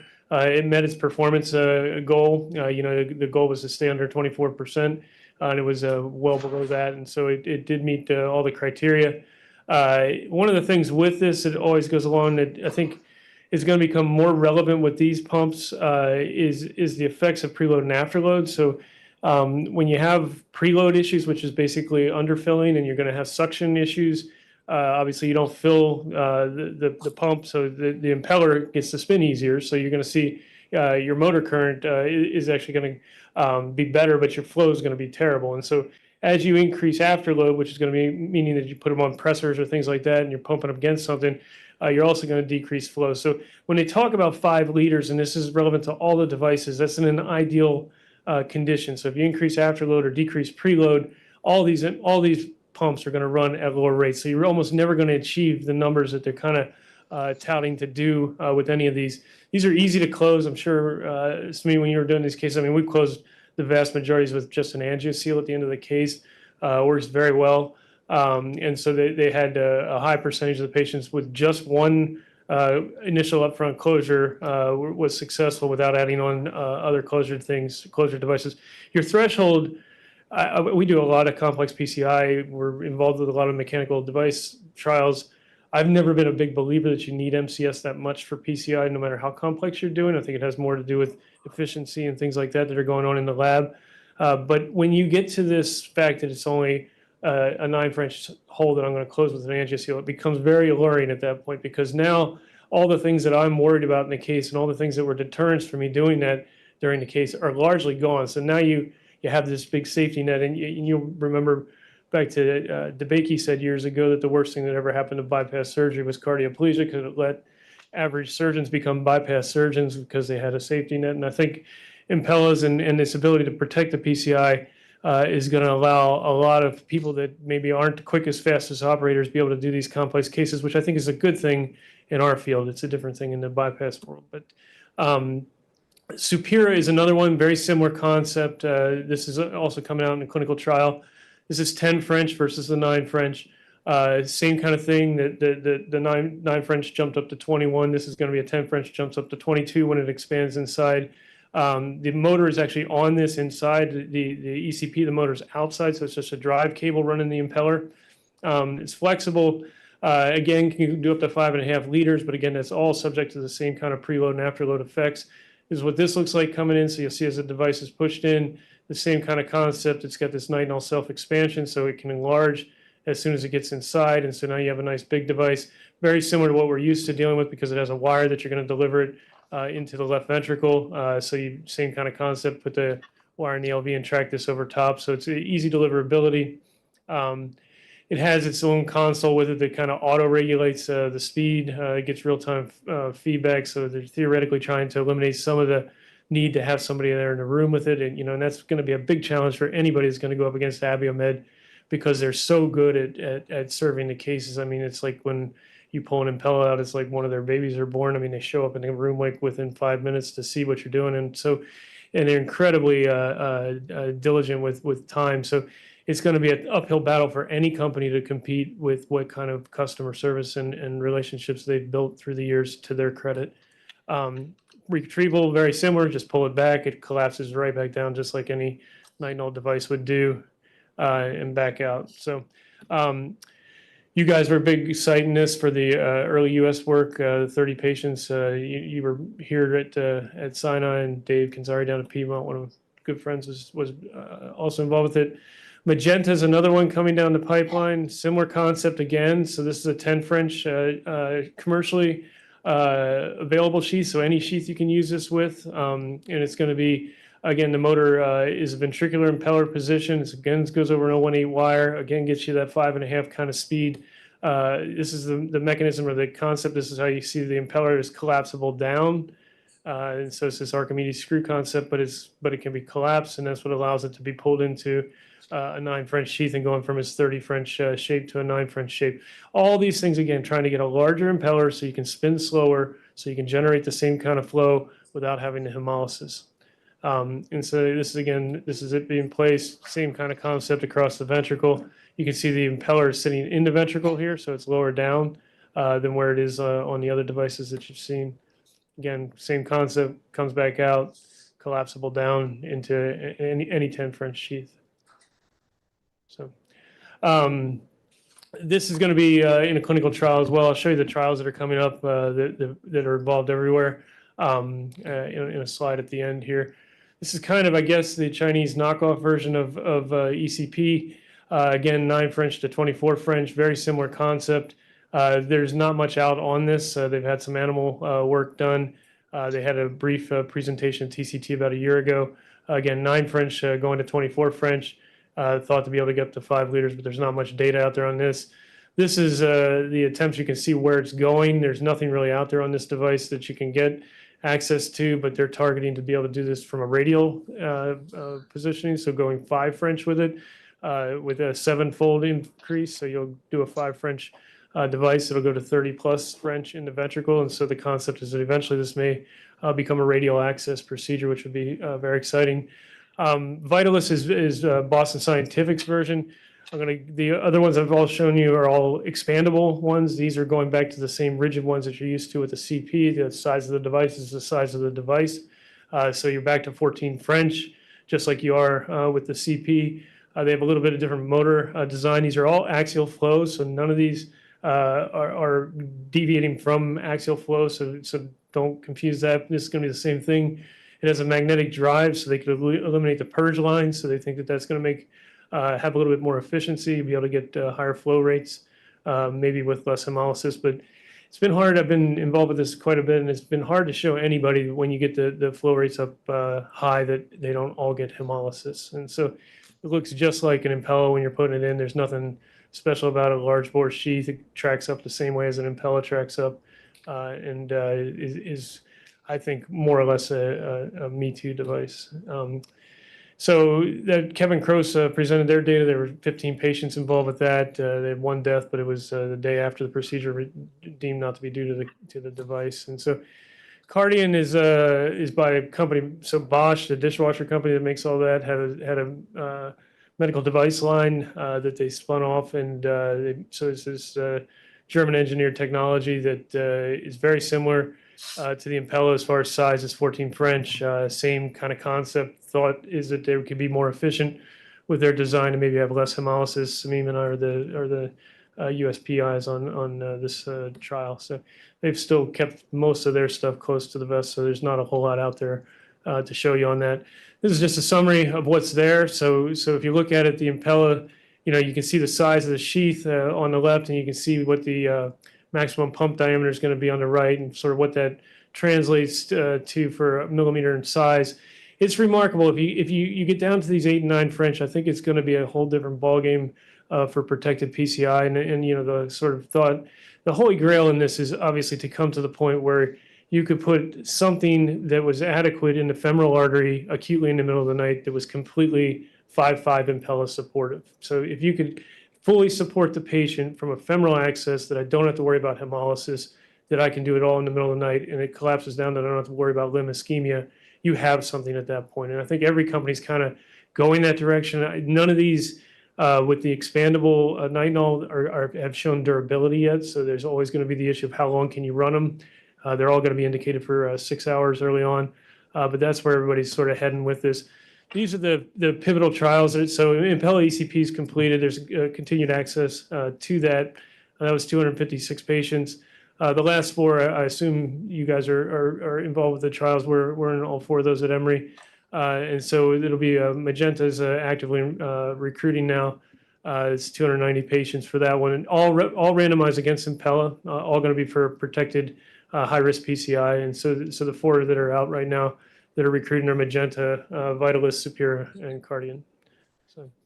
So again, what we talked about is what to summarize. It's a good thing Ron left because I'll promote this topic. So if you can come to Epic 2026. So Epic was Grunzig's original course. They started back in the late 70s and continued it at Emory. We're sort of pivoted this year. I've sort of I talked to Antonio maybe 6-8 months ago when he came to Emory and drank the Kool-Aid with the DCB world. And so we're doing a ton of de novo DCB, but as opposed to what Dr. Waxman says that there's no acute closure, I think you're going to have to convince the United States that there's no acute closure because we all grew up terrified of dissections, thinking that they're all going to close. And I think to try to convince U.S. operators that this is safe, everywhere I go and speak on it, they're like, well, what's wrong with stents? I mean, they work great. And so I think you're going to have some consensus agreement on what is a safe result to leave behind. How do you perform angioplasty correctly? If you're under 60, you never did it because we stented everything. So, we don't know much about this. And so we got together, we've really been aggressive with this program at Emory over the last year, really, of doing DCB. And I kind of reached out to sort of the old legends that pioneered the field that were involved back in the original days. So if you look, I mean, this is kind of like a old school who's who of the original angioplasty days at Epic. And then as well as sort of the international and U.S. leaders like Azim Wati, Bernardo Cortese, and then you have Franz Keller, and I'm sorry, Bruno Scheller, and Bruno invented DCB. So all coming over, I think it's a working meeting. It's going to be the intentions to establish a consensus document on what is safe, how to do angioplasty, how to assess angioplasty, where does physiology fit in, where does imaging fit in, and the point would be to hopefully involve you guys would be to have a prospective multi-center registry where you could say, okay, if we set aside these criteria, you're on DAPT coming into it, you have less than a 30% residual, you don't have contrast staining in the wall, and you have a stable IFR after 5 minutes. If we have that on the patient and we leave them, none of those close over the next year. So, I mean, if you could get a couple thousand patients in a registry, at least convince Americans that say, meet these 4 criteria, you can go home and sleep with, you don't have to put your socks on worrying about having to come back in the middle of the night or explaining why you had an acute closure. If we can get to that point, then I think we can build on it from a U.S. perspective. But I think it's really going to be met. It's exciting always at centers like of excellence like this, where you guys are always on the forefront of everything. But that's not what the rest of the practice in the United States is. And so it's free. Come. There's only 250 seats. We're going to do the picture like Grunzig used to do outside on the steps afterwards. You're welcome to be a part of the consensus document if you end up showing up. And I think it's going to be a really fun day and a half. So thanks for having me, Samim. It's a real honor to be here. Fantastic. Okay. All right. So we have all the presentations, and now we got our thank you, and knowing that Roxana Maran is here, and she is the not part of the directly so of the faculty. Everyone else is here, and she can will give the little momentum, starting with Dr. Colombo, and Kim will take the pictures, right? Okay. Colombo, Thank you very much. thank you for your loyalty and your incredible, generous contribution to the course. This is really from the group, and of course this incredible group. The plaque which have CCC live case presents Dr. Antonio Colombo. Thank you for participating in the 200 live broadcast of CCC live cases, coronary 21726. Thank you very much. And Please don't throw away the, don't throw away the bag. There's some other things. And, of course, Dr. Colombo, please stay here because we want to, I'm sorry that Dr. Waxman left. But again, thank you. Congratulations on your Emory course. Thank you. And we'll make sure many people will attend. Congratulations. Dr. Sharma, do you want to give them in whatever you're saying? we want to read Yes, of course. this one. I'm going to read. No, yes, no. The CCC live cases presented to Dr. William Nicholson. Thank you for participating in the 200 live broadcast of CCC live cases, coronary 21726.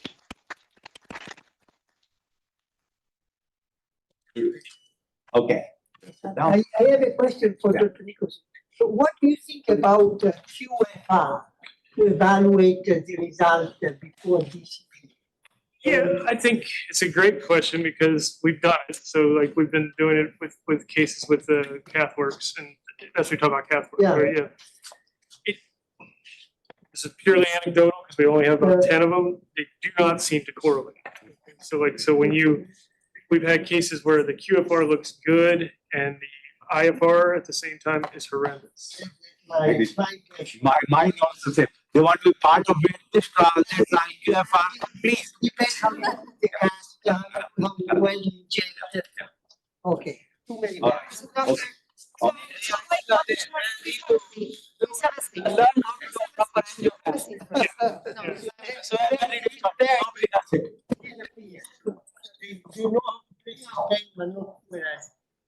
Okay, you heard it? They know how to place a stent, but they don't know how to do a proper angiogram. Everybody heard it?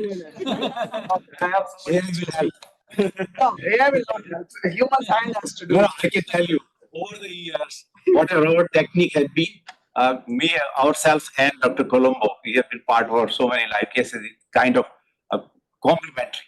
So same thing, doing distal massage, 2 atmosphere after the stent. People are, we do it 2 atmosphere. Looks good.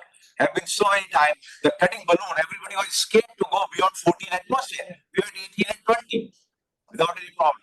But has been so, and that's why when we decided about this, I said there cannot be a better person to represent us as a part of this 200 celebration. So I'm going to start with Anu Kinney. For the last 30 years of my career, I have been in every live case with the top operators in the world, all of them men. It is, and this I can tell you, we've scrubbed together. Of course, this is the master who taught me how to be an interventionalist.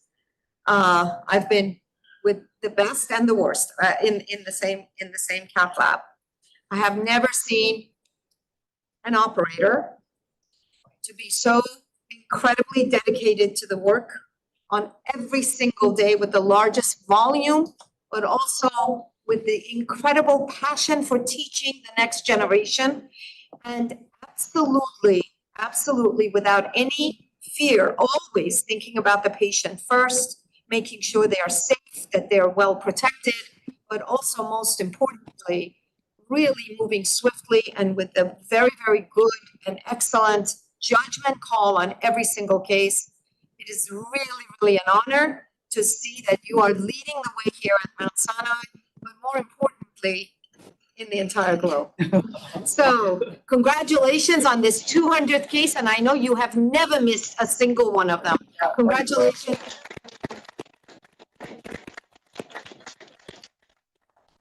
After let me get this.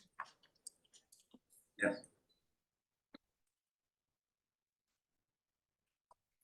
Okay, now I go to Dr. Mehta. Shamir. I have also been obviously very much, Shamir, I've also been extremely involved over the last 30 years of my career watching moderators. It's a very, very important job. Not only is it important to keep the audience outside completely engaged, which you have done through the globe, but also to keep the cath lab as sane and knowing when to talk, when to ask a question, and when to direct them to keep the audience engaged. This is an art. It's an art that is difficult to learn. You can't, not everyone is a great moderator, but boy, for 200 consecutive cases, you've been one of the best moderators. I used to think I was the best moderator, but I think you really, really are taking the cake. Congratulations on 200 incredible cases that you have moderated.